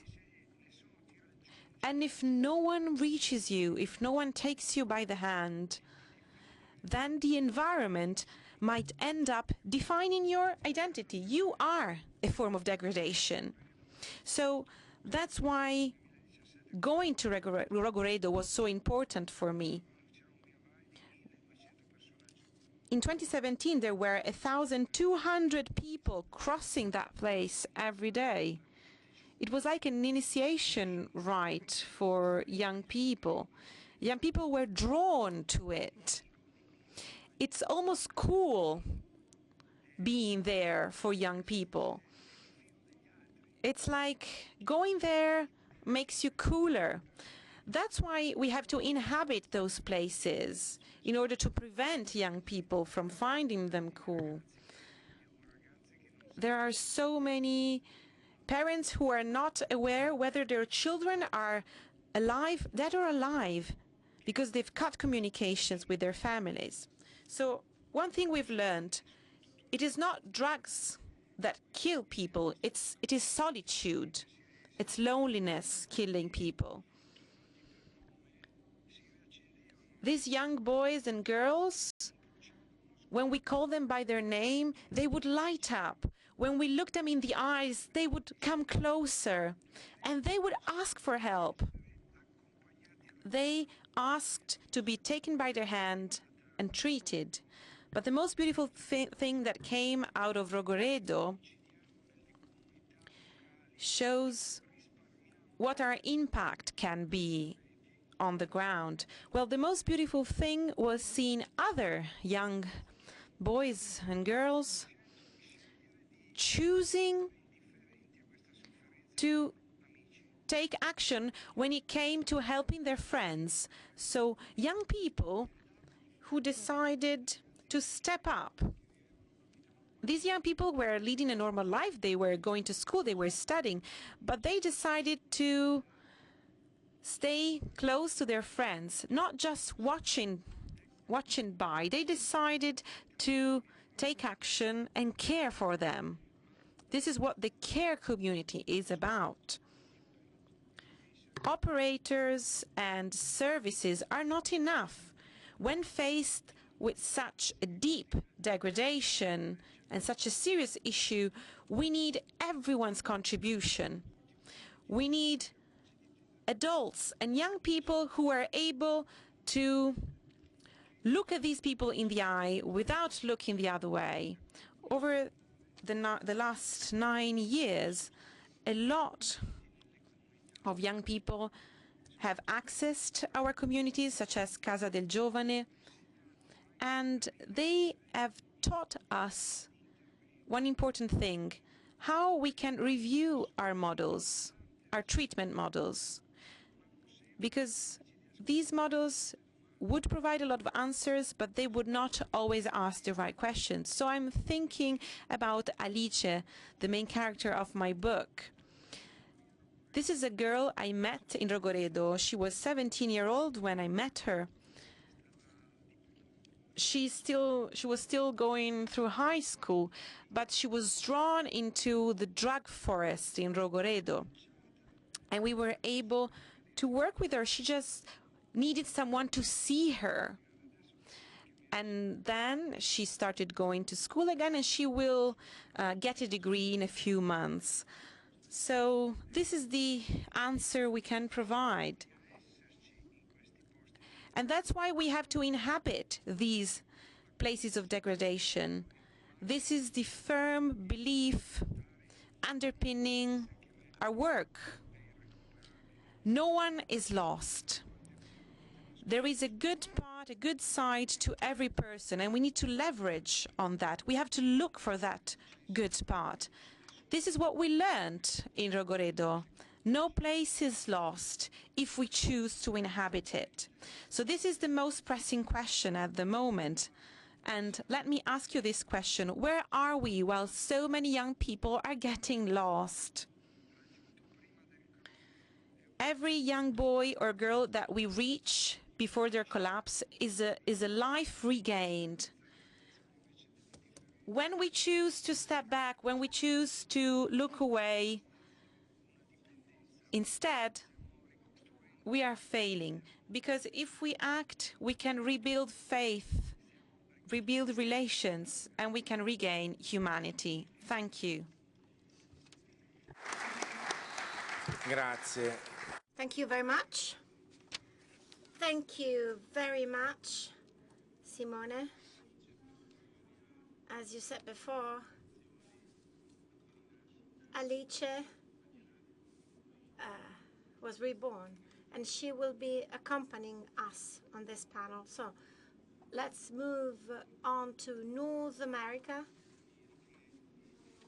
and let's kind of build a bridge between the OSCE on the one hand and an organization dealing with security and cooperation, and the Organization of American States. In Washington, I had the chance of meeting Ivan Marcus, that is the Secretary for Multidimensional Security of this organization, and I believe it is important to forge cooperation avenues between the OSCE, the European region, and America. This is of the utmost importance, and this is why I want to introduce Angela Crowdy, Deputy Executive Secretary of the Inter-American Drug Abuse Control Commission, the CCAD, of the Organization of American States. Mrs. Crowdy is a leading figure in multilateral drug policy, and her international expertise will offer us a valuable overview of best practices in treatment and prevention. Please, Mrs. Crowdy, you have the floor. And thank you for being here.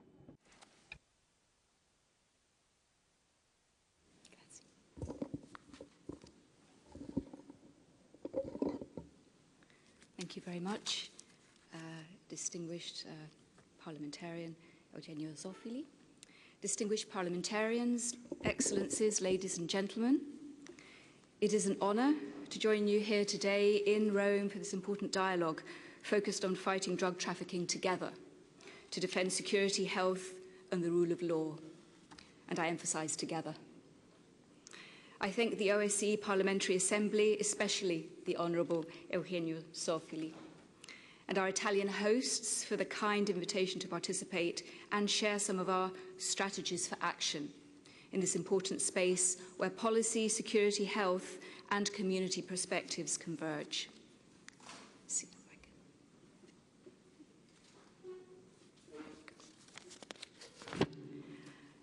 At the Organization of American States, I have the privilege of working within the Secretariat for Multidimensional Security, which promotes and coordinates cooperation among our member states, among the inter-American system, and our international partners to address complex security threats.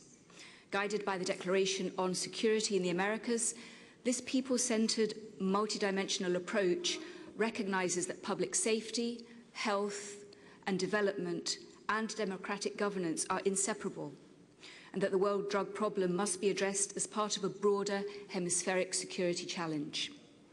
At the Inter-American Drug Abuse Control Commission, CCAD, we support governments across the Americas in addressing the global drug phenomenon. For 4 decades, CCAD has strengthened policy, public health, security, and institutional capacities across the region. CCAD is where policy meets practice, connecting political dialogue, technical cooperation, data monitoring, evaluation, and operational support to help countries turn commitments into action and help the most vulnerable members of society. We focus on sustainable institutional strengthening, not short-term interventions, and mobilise expert groups and technical networks to guide policy implementation.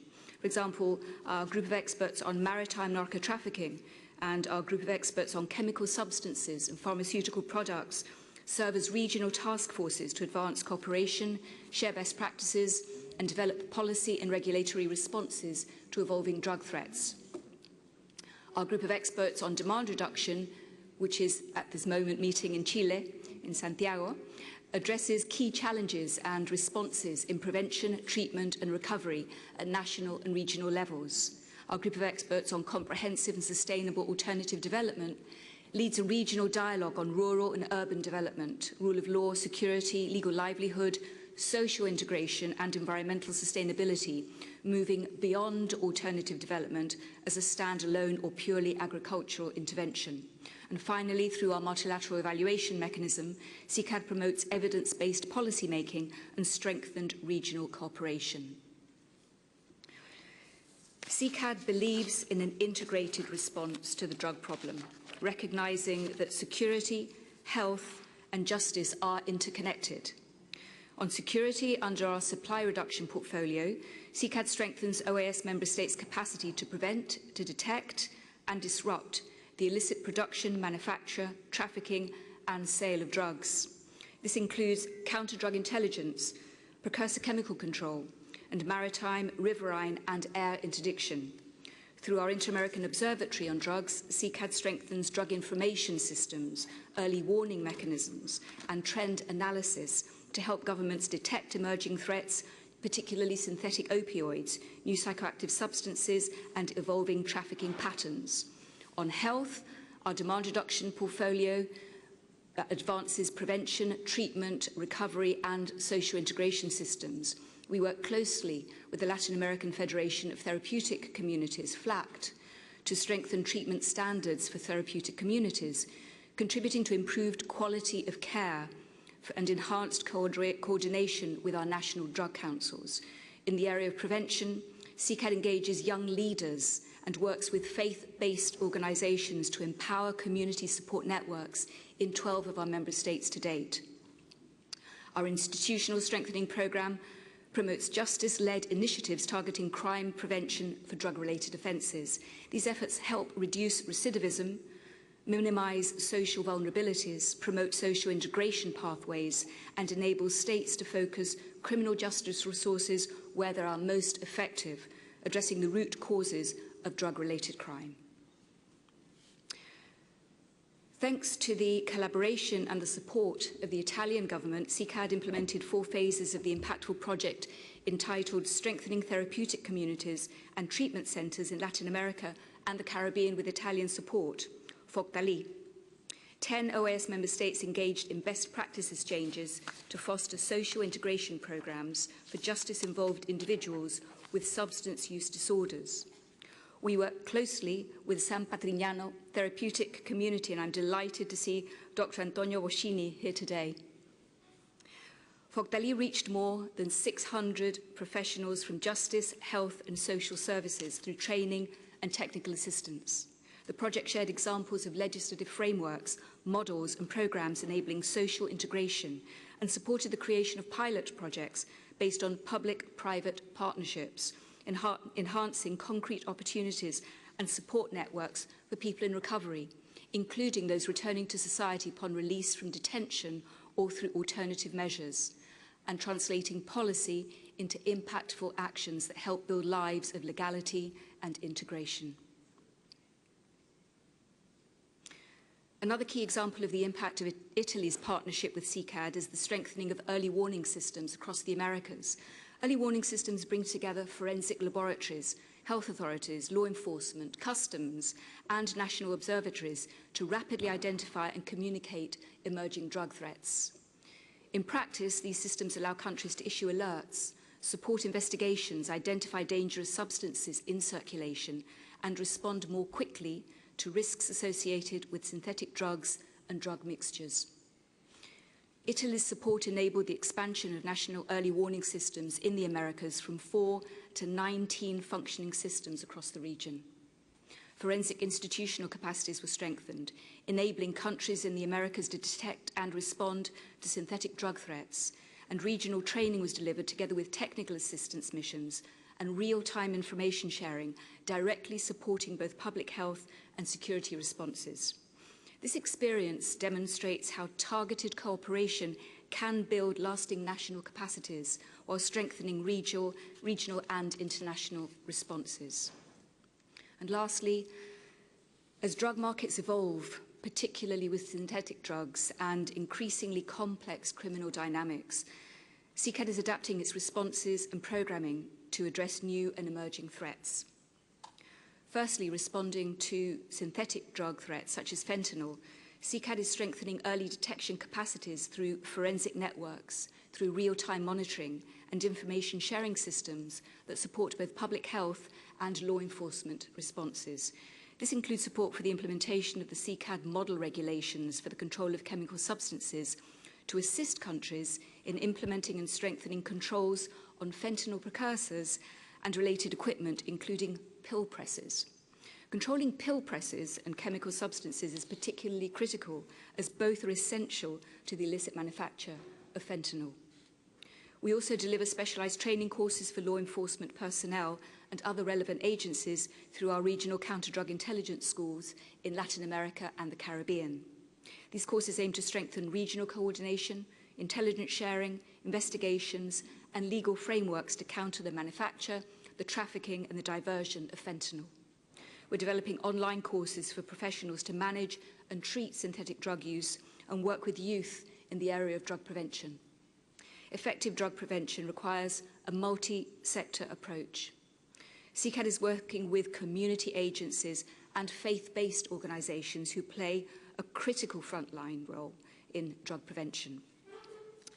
Secondly, countering drug recruitment by criminal organisations, which is a growing concern in the region.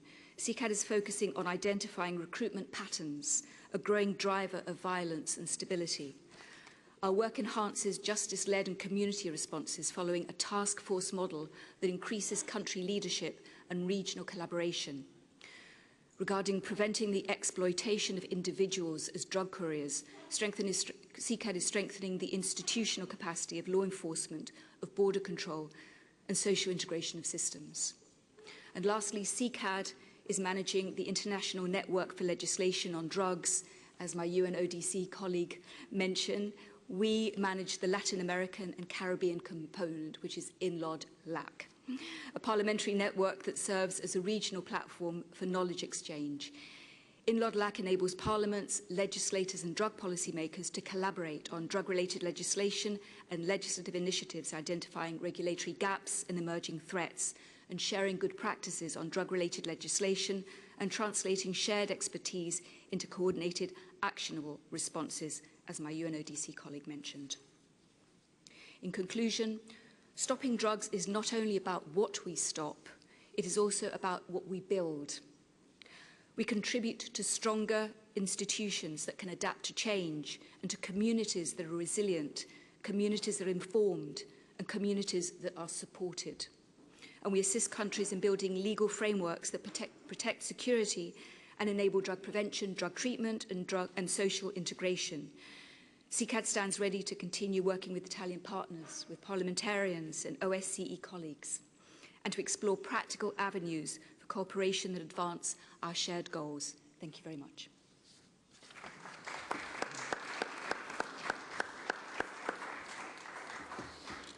Grazie molto anche lei, dottoressa. Thank you very much, Mrs. Crowdy. Thank you so very much. I think our resolution to the Hague Summit will include a point on how to reinforce our mutual cooperation, our friendship, our shared endeavor, that is to say, works between the OAS, the CCAD, and the OSCE PA. We could, as a matter of fact, consider how to promote relations between the OSCE member states and member states of the organizations you belong to. So this could be a very concrete point to raise and delve into in our forthcoming annual meeting. Now, I will now give the floor to Mr. Mario Ensler. He is Senior Advisor at the Heritage Foundation that is based in Washington. He has a very distinguished background, having served as a member of the Pontifical Swiss Guard under John Paul II, for whom he was also the director of the musical band. Mario Ensler moved with his family to the US, where he founded an Academy of Classical Studies that has profound roots in Catholic tradition. Thank you so much, and I give you the floor. It's a pleasure and an honor, and it's better that I speak English so that I don't embarrass the Italian with my deficiency in the language. But I just want to start saying that it's very dear to me, the topic that we are discussing today, because I spend a lot of time volunteering in the Comunità Cenacolo in the United States, okay, I'm sure many of you are familiar with, okay, and so I've been able to touch with my hands, okay, and not only to touch with my hands, but to spend time in prayers with many of these amazing volunteers and these amazing young adults that are benefiting of the work of the Cenacolo community. So thank you very much again, Eugenio, for having me here. Ladies and gentlemen, distinguished authorities, colleagues, healthcare professionals, community leaders, and hopefully future friends. We live here, I dare to say today in Rome, in a time of extraordinary progress, yet also of profound vulnerability. Across our communities, across our countries, we see increasing mental health struggles, addiction, loneliness, social exclusion, poverty, family instability, emotional distress, especially among young people. And too often, fragility is treated only when it becomes an emergency. And we intervene late, when suffering has already deepened, when families are exhausted, and when communities are already fractured. This is why we urgently need new policies, not as temporary responses, not as fragmented interventions, but as a new vision. And this is what we do at Heritage Foundation since 1973, when Ronald Reagan, at that time still governor of California, 7 years before he became that amazing president, came up with the idea that somebody had to spend some time thinking before talking. Because that's one of the major problems we have today, that a lot of people talk, but not enough people think. Right? And so we should be able to go back to the origin and start thinking before we talk. That's why I grew up with my mom from Bergamo, that she always asked me to count to 5 before I talk. Today, because of the job that I do, I found myself counting all the way up to 65 before I talk, okay? But you understand my message. We are constantly at Heritage Foundation in pursuit of creating this vision, this new vision, that it's capable of moving from reaction to prevention, from what I can say it's isolation to community, or from abandonment to true care. Because let's just pay attention to what Simon said. Behind every fragile condition, there is a person. Not a number, not a problem, not a burden, but there is a human being that is made in the image of God, with dignity, with potential, and because of that, with the right to hope. The first principle of any new policy, here in Italy or in the United States, must therefore be the concept of integrated care. Because care cannot remain limited to hospital or emergencies responses, we need systems that accompany people throughout their lives, and especially during their moments of vulnerability. True cares for us at Heritage Foundation means early intervention. It means mental health support. It means family assistance. It means educational opportunities. It means rehabilitation services. And it means social reintegrations. It basically translates in placing the person at the center.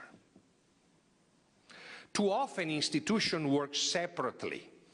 Healthcare, schools, social services, local authorities, organizations of any kind, of any political affiliation, operate in disconnected ways. But fragility is complex. Is complex, and problems that are coming out of fragility require coordinated solution.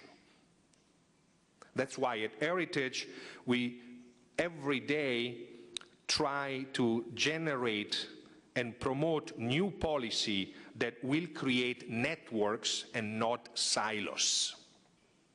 We need policy that encourage collaboration between public institutions, healthcare providers, university, faith communities, volunteers, and more. Because no institution, no one alone can heal what is fundamentally a human and social crisis. The second leg of the stool, as we usually say at Heritage, is prevention. And prevention is not just a simple or even boring healthcare strategy. It is, what I say, an ethical investment in the future. Because every dollar, or here we should say every euro invested in prevention saves enormous social and economic costs later. But more importantly, prevention saves lives, relationships, and human potential. As President Trump said, once he reopened the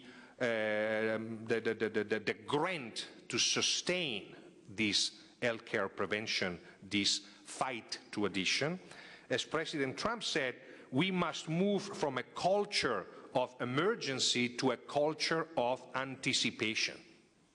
And this means investing in education, investing in emotional well-being, in youth programs, in mental health awareness, and yes, in community-based services.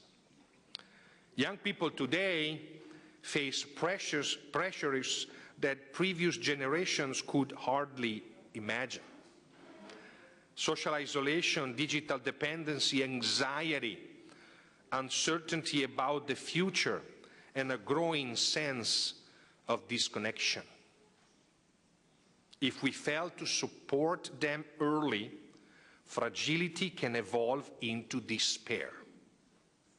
And new policy must therefore focus especially on youth empowerment. A couple of months ago, I went to a funeral of a 17-year-old girl that was a guest at the Cenacolo in Florida that took her own life because AI told her that it was okay to do so.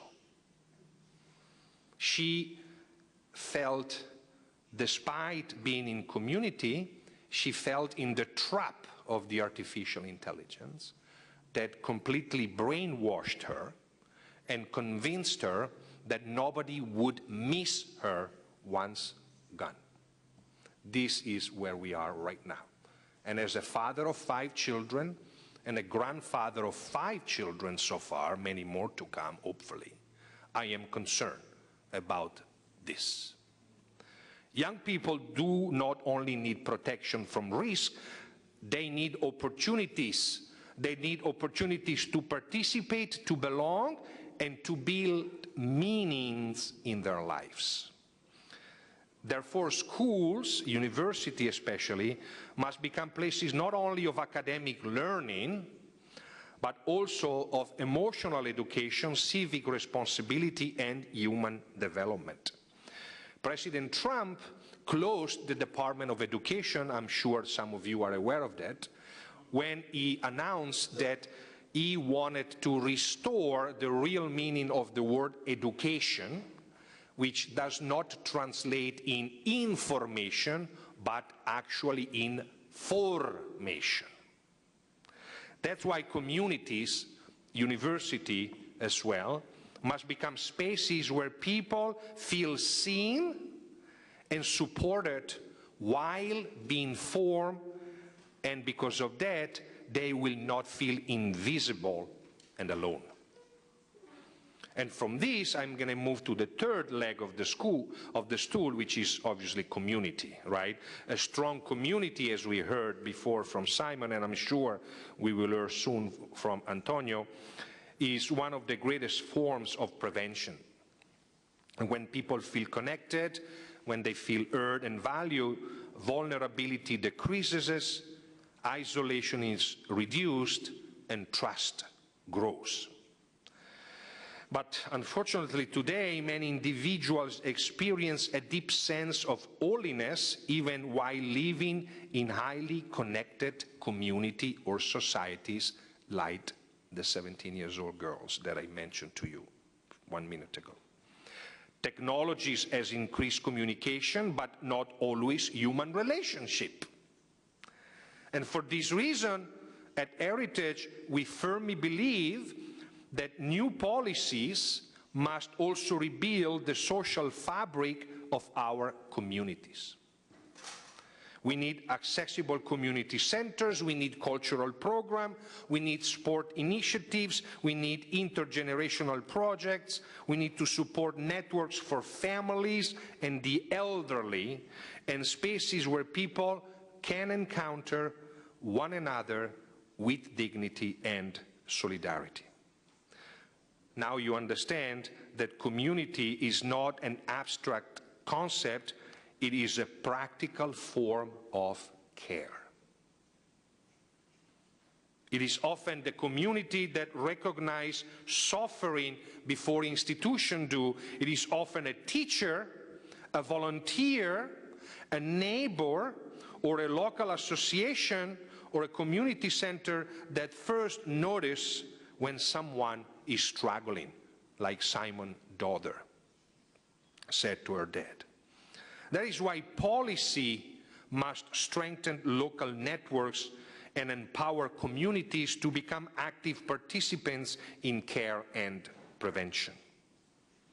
But there is also another important reason why at Heritage, since 1973, we need new policy.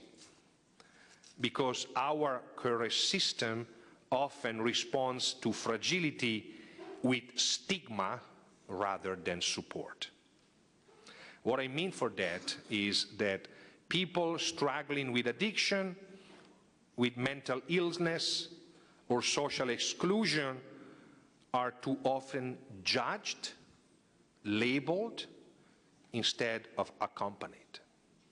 And this creates fear and silence, and data supports the fact that silence always allows suffering to grow. A human society today must replace stigma with responsibility and compassion. And compassion does not mean weakness. It means instead recognizing that every person deserves the possibility of recovery and reintegration.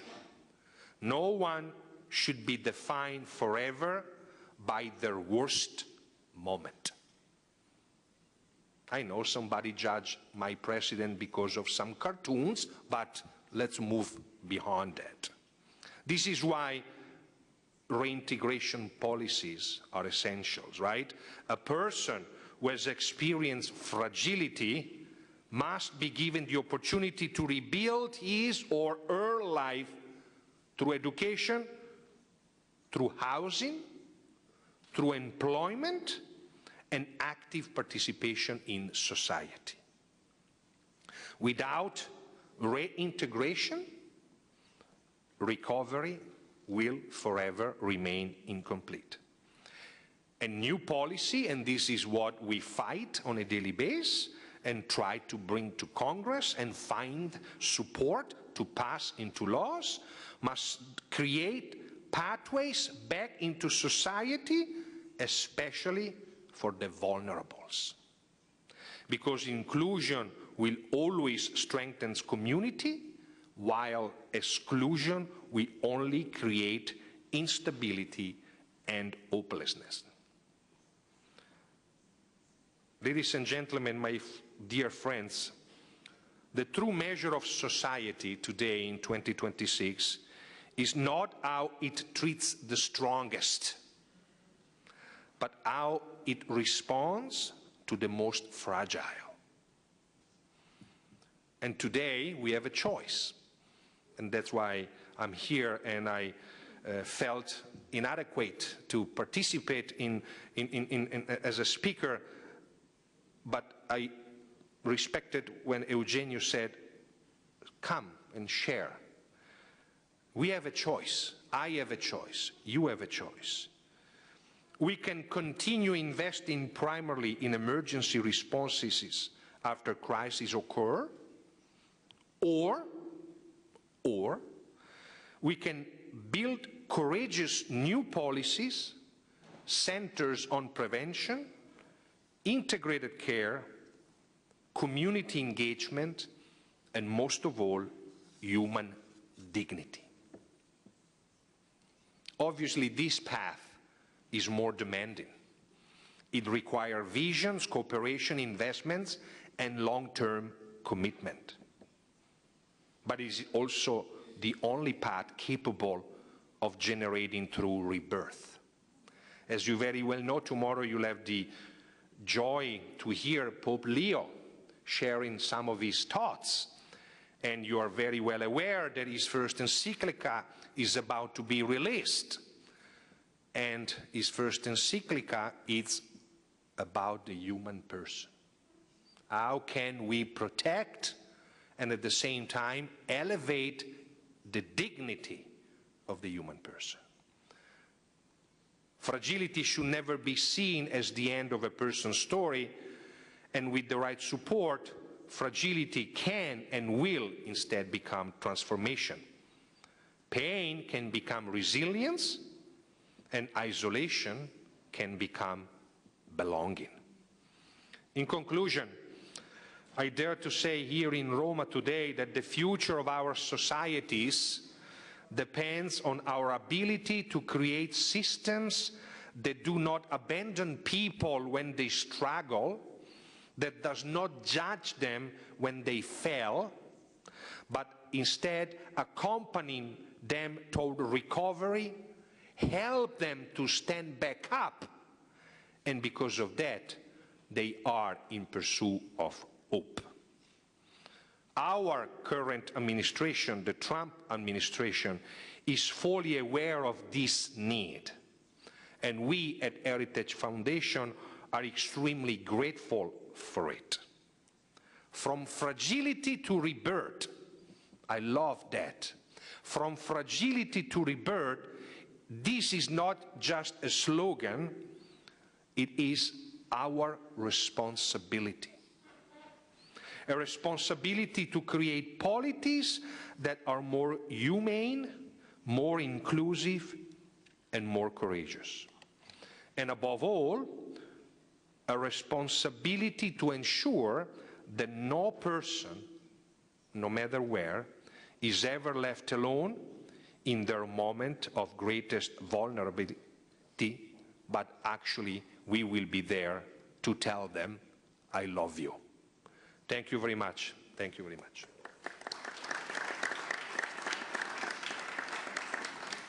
Grazie molte, grazie. Thank you so very much, Mario Hensler. From Washington, D.C., we now move to Vienna.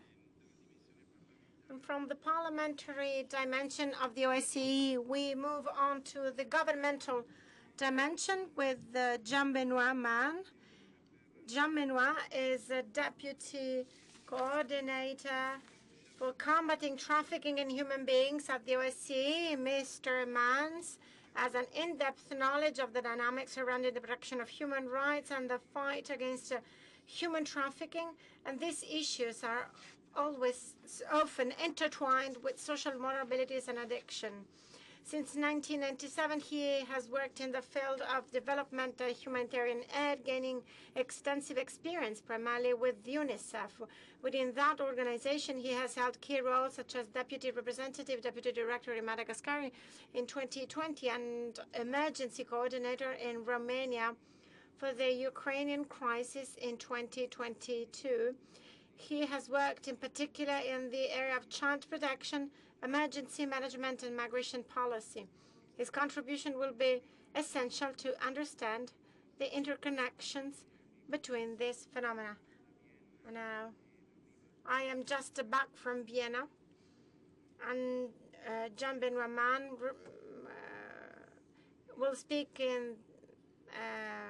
on behalf of Mrs. Carrie Jones for the trafficking in human being dimension of the OSCE. And I am back from Vienna to discuss a report on the link between human smuggling and drug trafficking. For the OSCE Parliamentary Assembly for their approach, which is comprehensive and aims at showing that crimes are indeed interconnected. Not only they are interconnected, but they feed each other. As we can see, and I will try to demonstrate, human trafficking is both a consequence and a facilitator for other crimes, such as drug trafficking. In our recent research, which you can see on our website, we analyzed international and regional data, and we saw, as was mentioned before, that unfortunately there is a significant increase and expansion of drug markets. But we also see that this expansion of drug markets is supplied by an expansion of exploitation of vulnerable adults and too often children. Many are targeted for frontline jobs, transportation, storage, distribution of drugs. This part of the drug trafficking is highly visible, therefore easily to identify, to arrest, and to prosecute, contrary to the people who actually are at the head of the traffic and who are giving order. Those young adults or children are often recruited, as was mentioned before, by exploiting vulnerabilities, whether economic hardship, social marginalization that can happen actually to everyone, and we saw that also, or actual substance dependency. And once they are in the trafficking system, it becomes very difficult for them to get out. And what the research shows is that it's not just a temporary criminal involvement, but a real and long-term cycle of exploitation. At the same time, criminal networks operate with clear intent, maximize profit, reduce the risk of detection, and continue expanding their market. The sad reality is that trafficking victims are often prosecuted and not identified as victims per se. And let us not forget that behind drug trafficking, cyberscam, theft, and other criminal activities, there might also be trafficking victims, not just criminals, but individuals who have been deceived, coerced, controlled, individuals who are forced to to commit crime for the profit of others. The modus operandi of traffickers looking to exploit victims develop at a pace, unfortunately, which is beyond what our collective current policy response can keep up with. However, at OSCE, we've seen an increasing number of participating states that are recognizing and legislating against trafficking for forced drug-related crimes as part of their more global anti-trafficking efforts. In the last few years, we've seen several landmark cases regarding drug-related forced criminality, and several high-quality research and studies have been conducted by government, civil society, and academia to understand the nuance of this form of exploitation. But it shouldn't be just about research, and we therefore urgently need to reduce jointly vulnerabilities to exploitation among high-risk population, to protect and support victims without criminalization, and ultimately disrupt and dismantle trafficking networks and their financial incentive. And I think tomorrow will be key to explore how we can follow the money, which is a great way to stop trafficking. And ultimately, which is more something we can also control, is to strengthen institutional accountability and cross-border cooperation. We must ensure that prevention efforts are targeted, our protection systems are inclusive, and our prosecution efforts effectively target the criminals and not trafficking victims. We can therefore recommend and share promising practice on integrated approach, which were mentioned before, aiming at mobilizing stakeholders for prevention, protection of victims, and prosecution of perpetrators. By reinforcing capacity not only of legal enforcement specialists, but of social and welfare services, school, health sectors, and as was mentioned, communities, we can definitively reinforce our fight. Our data show that minors and young people are increasingly coerced into drug trafficking and violent crime.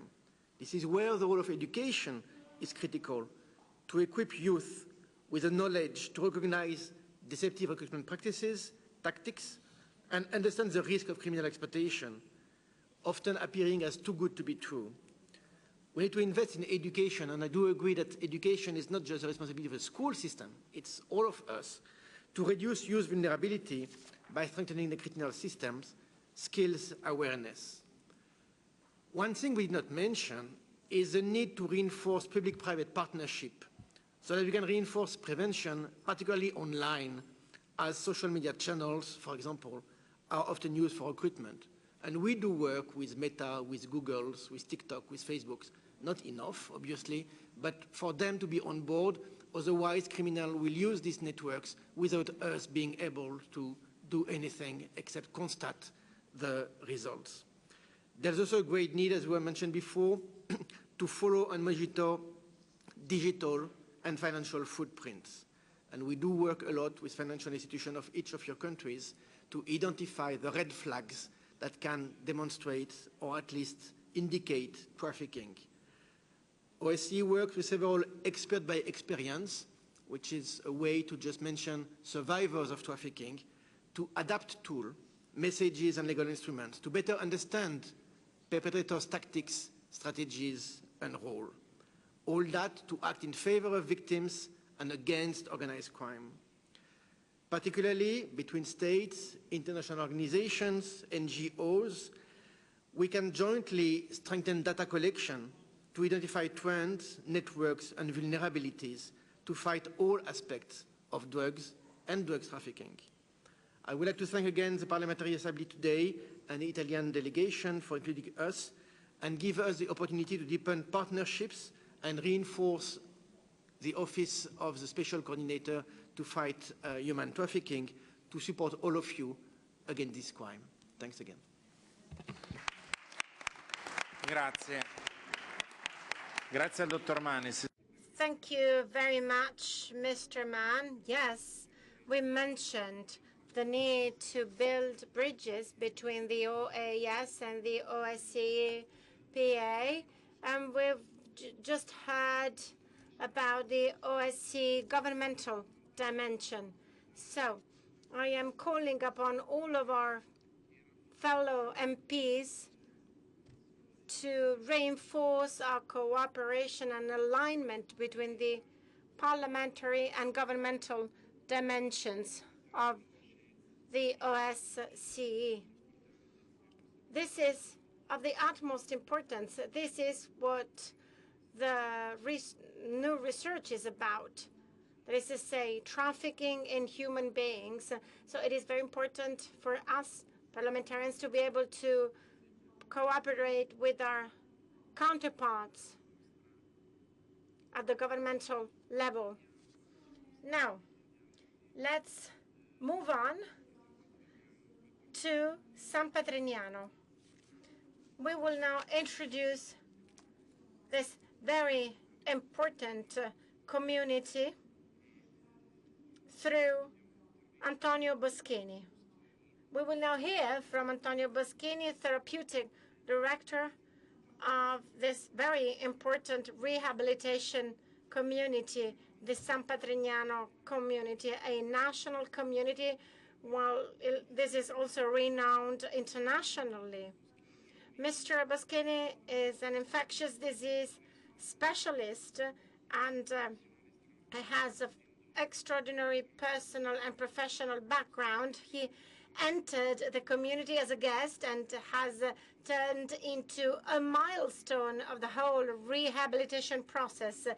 His testimony and direct experience represent a beacon of hope, an example of rebirth. Let me also remind you that in the 80s, Antonio was in San Patrignano too, and we saw so many people in rehabilitation communities dying from HIV/AIDS. And then he became an infectious disease specialist and was able to chip in with his own experience. I had a priest who died of HIV/AIDS in the community. You know, when it comes to rehabilitation process, you have to take on board human beings in their entirety. And sometimes former guests are of the utmost importance to take care of people in a holistic way. Tell us more, Antonio. Tell our fellow parliamentarians what San Patrignano is about in order for them to be able to export this best practice all over the OSCE region. Tell us more about this extraordinary reality of yours. Good afternoon, everyone. I am a bit overwhelmed by this introduction, so I hope I will be able to live up to this introduction. I've been part of this for 46 years now. So we saw pictures earlier today of US cities, but in the 70s, they were part and parcel of our everyday life in Italy. Back then, we witnessed similar scenes in Italy as well, but back in the 70s. So in the 70s, there was an epidemic of heroin addiction, and this got widespread amongst the baby boomers at the time. I was a victim myself, like many others of my generation. At the time, nothing was known. We knew that there was a doctor that could help you in the withdrawal process, but that was it. And therefore, a kind of assumption got widespread whereby an addict is someone who doesn't want to stop taking drugs. Because if this person relapses after he stopped taking drugs, then that person can do nothing else but take drugs. And therefore, this assumption got widespread amongst the general population, whereby drug addicts had no other option ahead of them. Families got desperate, and it is in those years that in Italy and elsewhere, therapeutic communities were set up.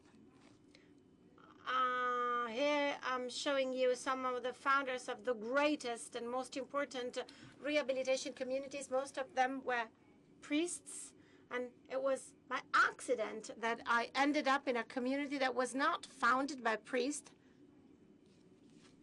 But then with hindsight, I now realize that irrespective of culture and mindset, there was a common denominator of all of these communities, that is to say, principles and values. People who had never met before were able to join forces for a common cause, and this still gives me food for thought. Communities back then were not healthcare facilities. They were just shelters, families taking youngsters on board. We were all young at that time, and we were struggling.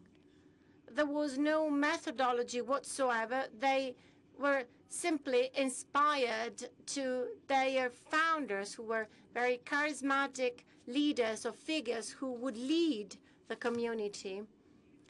They would have a vision of the drug addict that was different. That person was not guilty, but he or she was not even a victim. So that person was responsible for his or her actions. And this idea of responsibility, liability, was the greatest intuition of those communities. And this is something that can be said both on San Patrignano and on all of the other therapeutic communities. These leaders were able to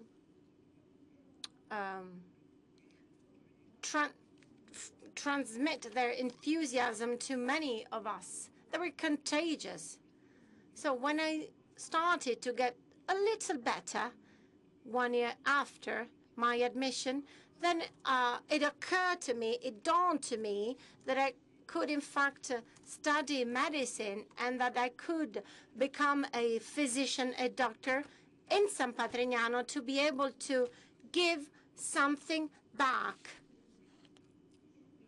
That's something that I had received to get better, and in 1 year it will have been 40 years since that admission of mine. So that desire of mine, that inspiration, that intuition was not an isolated case. There were so many people who found their vocation in those communities. I mean, as guests, first and foremost. So over time, almost all communities, to a lesser or greater extent, they underwent some hardship or crisis. And that crisis had different causes or roots. Number one, many communities, and back in the 90s, lost their founders, their charismatic leaders. So they had to reinvent themselves, so to start from scratch. And since they could not imitate the former leader, they had to completely transform themselves, even by improving some aspects. And of course, this is undeniable. There are people who could not be helped. Many people do not want to give up. There are people who enter communities and at some point they abandon these shelters. So maybe those people were not in a suitable state of mind to continue the process, and some relapse. So those communities are far from perfect. They're not the solution to all evil. And some of those communities did not go as far as to do some research to corroborate outcomes. At the time, there were debates on evidence-based medicine already at that time. And since at the time communities were not able to discuss or corroborate the results, they kind of failed, some of them. And then we should not forget the HIV/AIDS epidemics back then. And that kind of ramped up healthcare approach based on damage containment or damage reduction, which had nothing to do with approach adopted in therapeutic communities. And then yet another revolution occurred in the 80s, whereby medicine finally, eventually started to deal with addiction and narcotics. And many found out that many of these users had mental conditions, and this is why they started using narcotics, so the so-called dual or double diagnosis. And so a theory got widespread whereby people, they say, people who are drug users, even before starting using drugs, have some kind of mental condition which makes them vulnerable to addiction. And then one more thing happened in the 90s. That was the decade of neurosciences. Back then, in the 90s, according to science, addiction is a brain disease, the so-called brain disease model. And that new vision of the addiction phenomenon kind of challenged all of the psychological and educational approaches that were deemed to be obsolete, since the scientific approach was a brain disease model, just like hypertension or diabetes. So it seemed like addiction could have been solved with medications, just as any other disease, whilst people became skeptical of these psychological and social approaches. So behind this brain disease model, intentions were somehow good. So some would say people use drugs because their brain is sick and they cannot do otherwise. They cannot choose because their brain is hijacked. This is how people back then tried to reduce social stigma and self-stigma of drug users themselves. And this is how, pending the introduction of new drugs, an idea got spread whereby recovery in terms of abandoning the use of drug and improving quality of life. So those who believed in that approach also believed that recovery was very difficult. As a matter of fact, they say people could in fact learn how to coexist with substance abuse. So by avoiding to exchange syringes, awareness-raising campaigns on sexually transmitted diseases. So an approach got widespread whereby that was a viable goal to be reached or attained.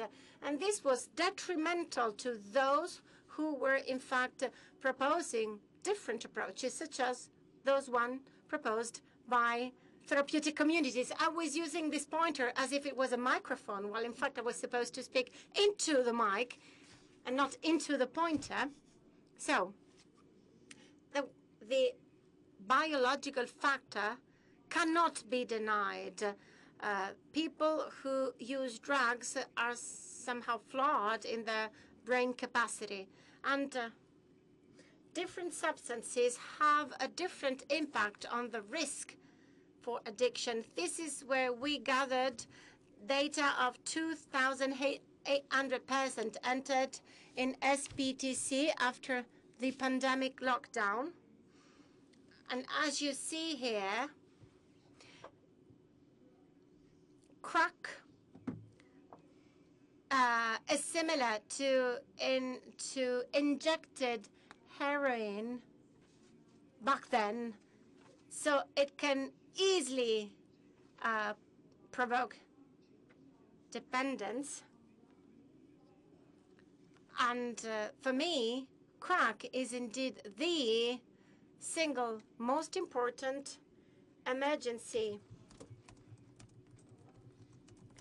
Many declare that they are at risk of developing dependence from heroin, but most importantly, crack.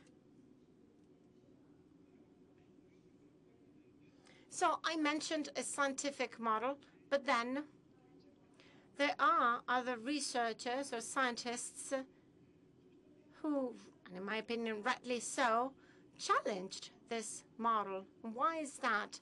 The scientific and biological model is based on the neurological factors, and it's a bit reductionist. In other words, according to this model, the whole of human emotions and thought, it all boils down to neurons and neurotransmitters. Of course, was it not for them, none of this would happen, but we cannot say they were the cause of all evil. Of course, it is. There's a whole chain of actions and reactions. We cannot boil everything down to this mere factors. Neuroscientists themselves tell us that drug addiction is something our brain learns to. When I use drugs, then my brain finds out that those drugs get things that I would never be able to get through normal activities. This, as a matter of fact, is a shortcut. My brain wants to be better, and this is how we engage in a pursuit of happiness through drugs as a shortcut, but also rehabilitation pathways, psychotherapy or therapeutic communities, and I'm certain of this. As I said, therapeutic pathways can also cause the onset of changes in the brain, just as drugs did in the past. And we know that out of 100 drug users, only a small portion of them become drug addicts. And let me add one more point.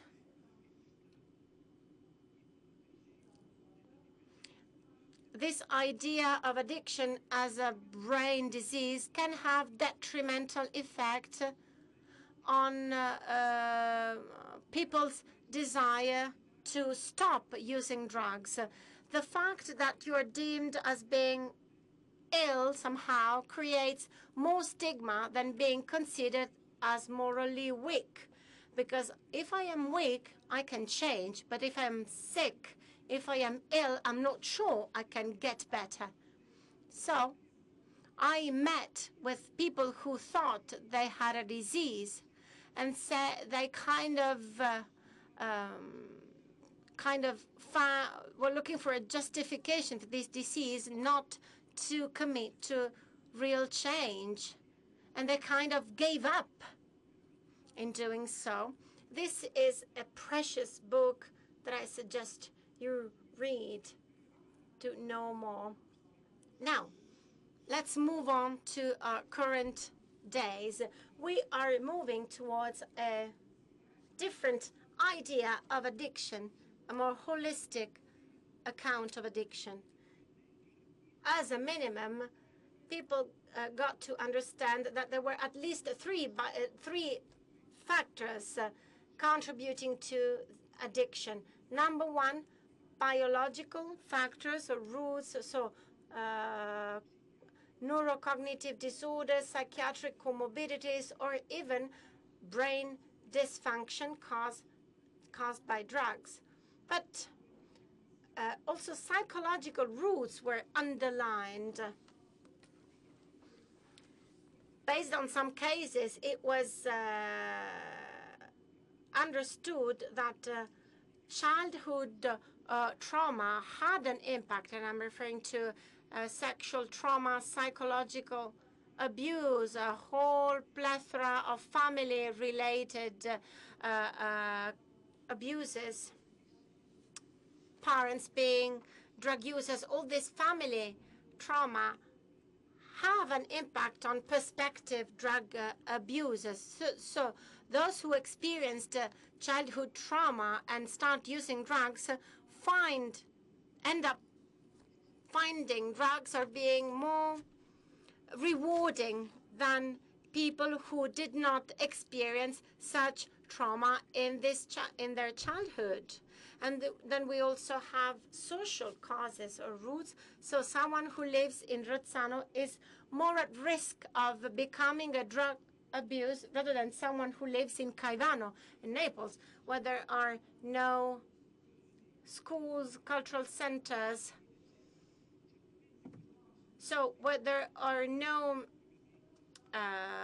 facilities to facilitate social life, well, this is where these places can become a hotbed for addiction. Now, in my opinion, we still have to shed light on the current role of therapeutic communities. And I'm referring to severe addiction in young people. When it comes to social coexistence, social life, in fact, has an impact on brain change. But of course, 1 to 3 months as a rehabilitation pathways are too short to create, to trigger the onset of change. That change has to occur first and foremost at brain level. And this does not happen overnight, in the blink of an eye, so we need more time, longer exposure to a healthy environment. And then I see it with my own eyes. Youngsters have different learning pathways. These people try and remember the trauma that has had an impact on their drug addiction story, and this is how they can process that trauma. Cognitive and social pathways are of the essence, and this is where communities can come in very handy, because they can tap into the ability of former drug addicts to move forward, so they know how to help someone who reaches out for help. So for me, communities have a duty, they are duty-bound to promote spiritual growth. And I'm not referring to religious factors. In other words, someone has to be supported in trying to become a better person. And why is that? Because it makes you feel better if you help some other person. This reciprocity creates a virtuous circle, because drug is about selflessness, being selfish, while here helping other is about selflessness. So it goes in the opposite direction. So not being selfish. But this is by no means enough. We need more ingredients in this magic recipe. Ingredients that were not there back in the old communities. Psychiatric support, preventive diagnosis, psychological and therapeutic interventions for those who have to undergo trauma-specific therapies. And since we are talking about the longer run, we have to tap into this longer periods to make sure that people get out of communities with a proper job, or at least with prospects to look for a job and to find one. This is very important because even when people are healed, they get out of communities and they are without a job and they don't know what to do about their lives. Thank you. La ringrazio, dottore, è stato... Thank you so very much for your remarks. It has been very touching to hear your experience. So thank you once again. We would also like to thank all operators and patients of the San Patrignano community. Let us now move on to the conclusions. We would like to draw some conclusions from this panel, and I invite 3 colleagues to take the floor. They are all parliamentarians, 2 from the Italian delegation, and a colleague from Cyprus, the Vice President of the Assembly, Kyriakos Adianni.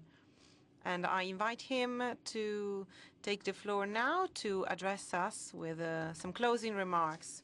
So, Kyriakos, you have the floor first, and then our colleague Katia Polidori and Anna Bilotti will also address us.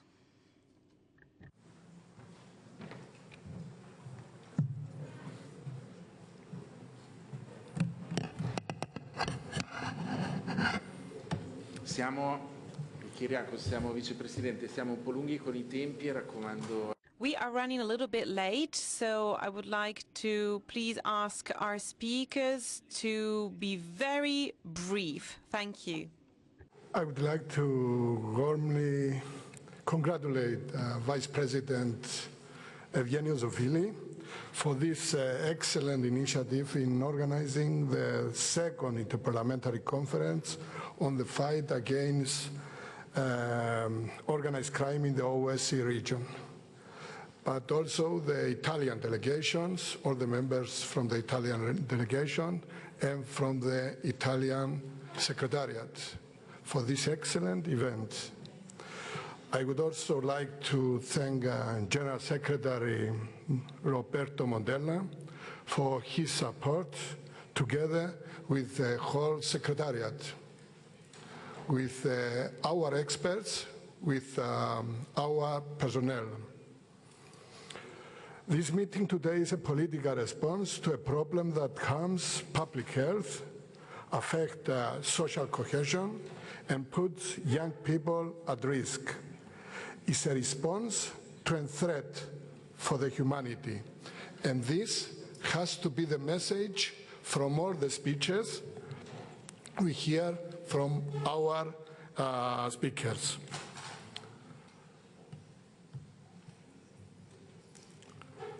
We are no longer confronting traditional narcotic trafficking.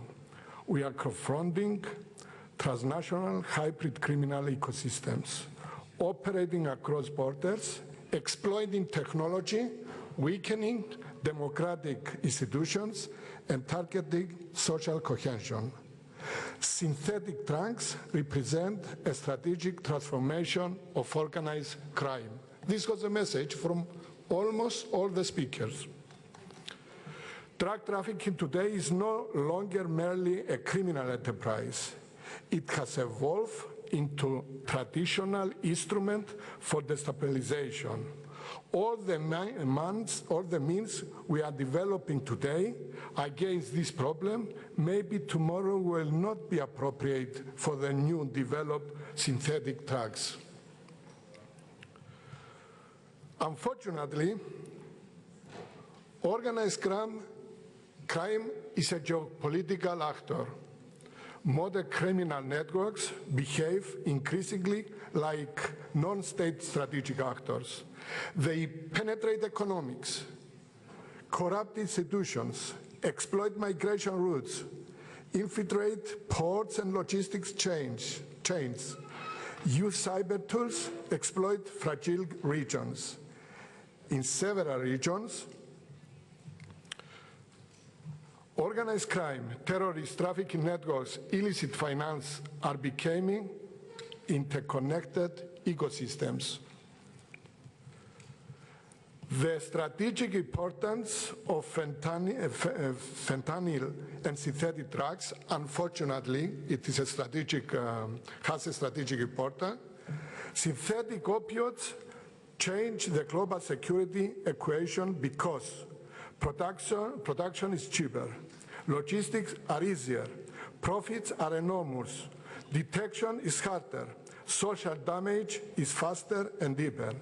Unlike traditional narcotics, synthetic drugs can be manufactured almost anywhere, distributed digitally, financed anonymously.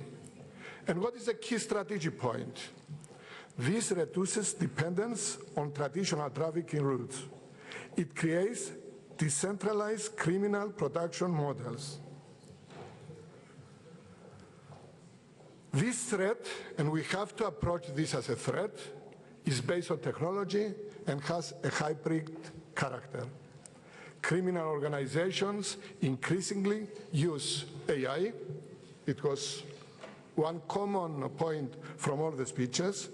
Encrypted communications, cryptocurrency, darknet platforms, digital recruitment methods, and we have witnessed the convergence of organized crime, cybercrime, illicit finance, information manipulation. The digitalization, actually, of organized crime is outpacing the institutional adaptation of many states. And this is one main point for our role as politicians. Another one point that we have to take in account, again as politicians, again as parliamentarians, democratic vulnerability. Drug epidemics weaken states from inside. They erode public trust, overload health systems, increase violence, deepen social fragmentations, weaken economic productivity, fuel political extremism. Therefore, the fight against drug is also a fight for democratic resilience. Which areas are so important for us? Southeast region, Mediterranean region, but the whole OSCE region sit at the crossroads of trafficking corridors, migration routes, illicit financial flows, geopolitical instabilities. These regions increasingly function as both transit zones and strategic pressure points. Instability in neighbor regions directly affects European security. What could be one strategy policy direction for us? We need a whole of society, a whole of government, and the whole of international approach. Security, intelligence, financial monitoring, education, public health, prevention, rehabilitation. Repression alone is insufficient. Prevention alone is insufficient. International coordination is indispensable. What is the role of OSCE? OSCE uniquely positioned because it combines security, human dimensions, institutional cooperation, and parliamentary diplomacy. Parliamentary diplomacy, our strong weapon. The OSCE has become a platform for intelligence dialogue, best practice exchange, resilience cooperation, cross-border parliamentary initiatives. And I heard this as a call from many speakers during the whole day today. What is the strong geopolitical message? First, the struggle against organized crime and synthetic drugs is ultimately a struggle over the resilience of democratic societies. Second, if democratic states remain fragmented while criminal networks remain globalized, we will always remain one step behind. Third, security today is no longer defined only by armies and borders. It is also defined by the capacity of societies to resist corruption, addiction, criminal infiltration, and institutional erosion. The defense of security, and this is the last point, the defense of security, public health, and the rule of law are no longer separate missions. In the modern threat environment, they have become inseparable. Dear friends, dear colleagues, I strongly believe that no country can face this problem alone. We need better coordination of policies, exchanges of best practices, stronger judicial and policy cooperation, and real parliamentary oversight. This has to be our role as parliamentarians, and feel so sure that we are so strong, we have power as parliaments, and I will call to everybody of you, please support the resolution of Vice President Zoffili. This resolution has to give us the priority, to give us a priority not as parliamentarians, but as national parliaments. And this has to be the biggest weapon under these circumstances. Thank you very much, all of you. Thank you very much, Kyriakos. Grazie al Vicepresidente dell'Assemblea Parlamentare. Thank you, Kyriakos. I would like to thank you as parliamentarian from Cyprus and coordinator of the southeast part of the OSCE Region Forum. Dear colleagues, if you all agree, I will now leave the floor to our two colleagues, Polidori and Bilotti, and then we will have to close because we are running a little bit late. And if you have any comments or remarks, I think we shall hear them tomorrow, during tomorrow's sessions, or maybe during the closing session tomorrow. So now the floor to Katia Polidori from the Italian delegation. She is also a member of the Council of Europe Parliamentary Assembly and has been chair of the Committee Against Discrimination. She has also been deputy minister in the Italian government. And she our spokesperson in a way when it comes to gender equality. Eugenio for having us in this beautiful venue, and thank you to the Italian Secretariat for the magnificent organization. And as I know, the time, the only barrier giving the late time between you and the Italian food, I will touch only few points in Italian, if you allow me. Dopo questa First of all, I would like to thank all keynote speakers. They have really enriched our discussions and our proceedings. So once again, thank you for being here today. And you've really moved us. Yes, we are politicians, but we do have a heart. And we were really moved and touched. And if you allow me, President, I would like to speak in political terms and kind of sum up everything we've talked about today. The title of this panel encompasses the concept of fragility. Fragility should not be viewed as a sentence, but rather as an opportunity for individual and collective rebirth. All speakers have mentioned this aspect. This is, of course, a public health challenge, but it has also a lot to do with social cohesion, with human dignity, security, and with our institutions' responsibility not to leave anyone behind. This challenge calls upon the whole of society. We are living through a very vulnerable time. Old addictions are intertwined with newer ones, and it all goes hand in hand with digital transformation. We've mentioned degradation, social isolation, behavioral addiction, and very young people, not to mention techno-addictions and violence. Italy is one of the first countries in the world to come up with the National Prevention Plan against fentanyl and synthetic opioids.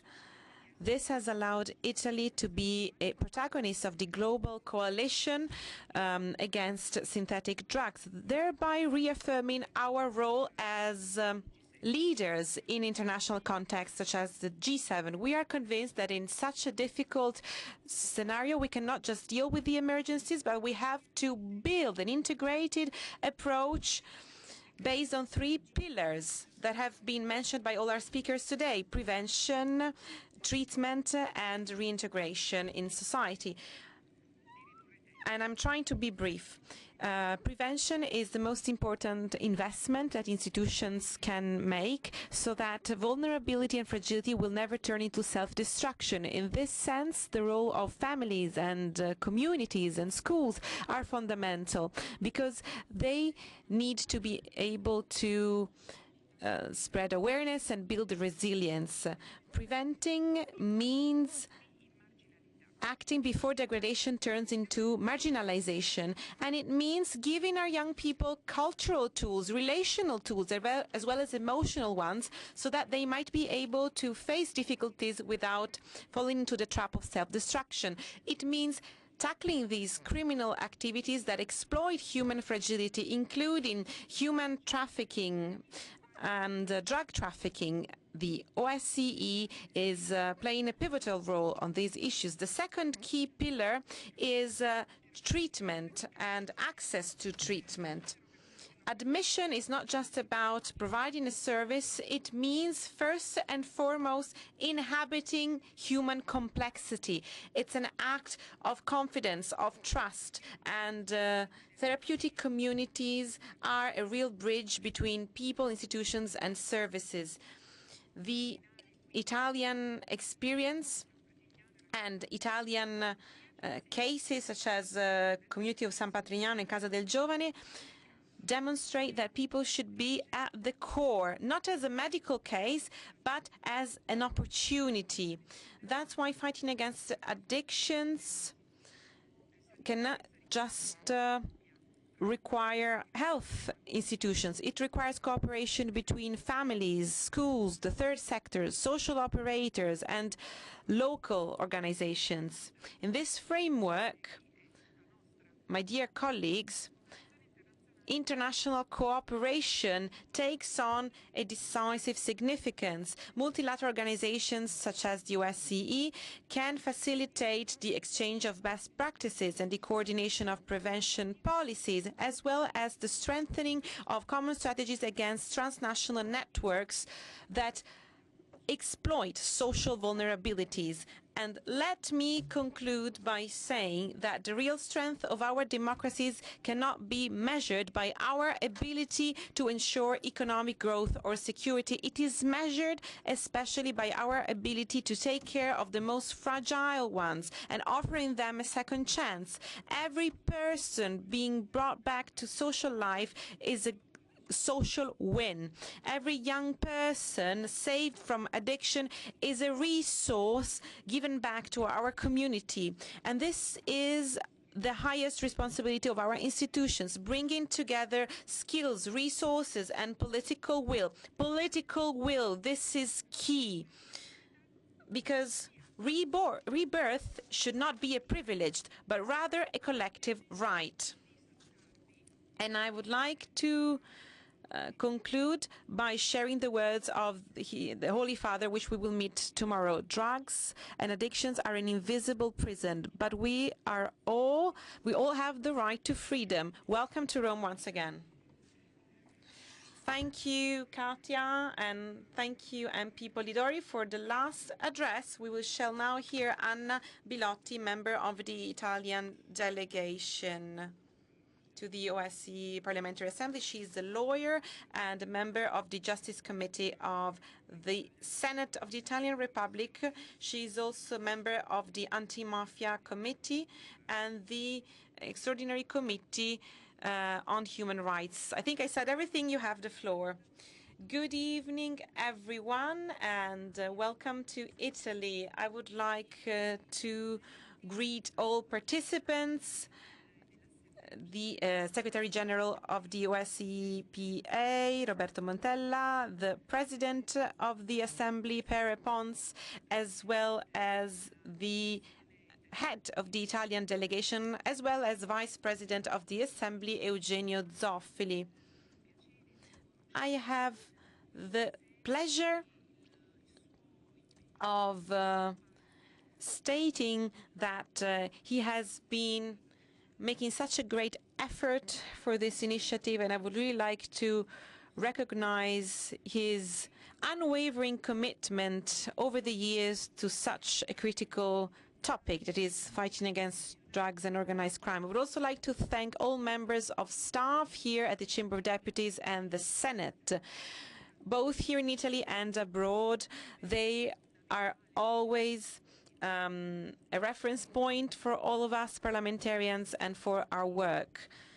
Today we are here to discuss an issue which requires a systemic vision, which leverages on prevention and implementation. All of these elements require us to strengthen the public system. On the one hand, we have criminal prosecution, which is a public function, and then we have rehabilitation and treatment, which pertains to the social and health system.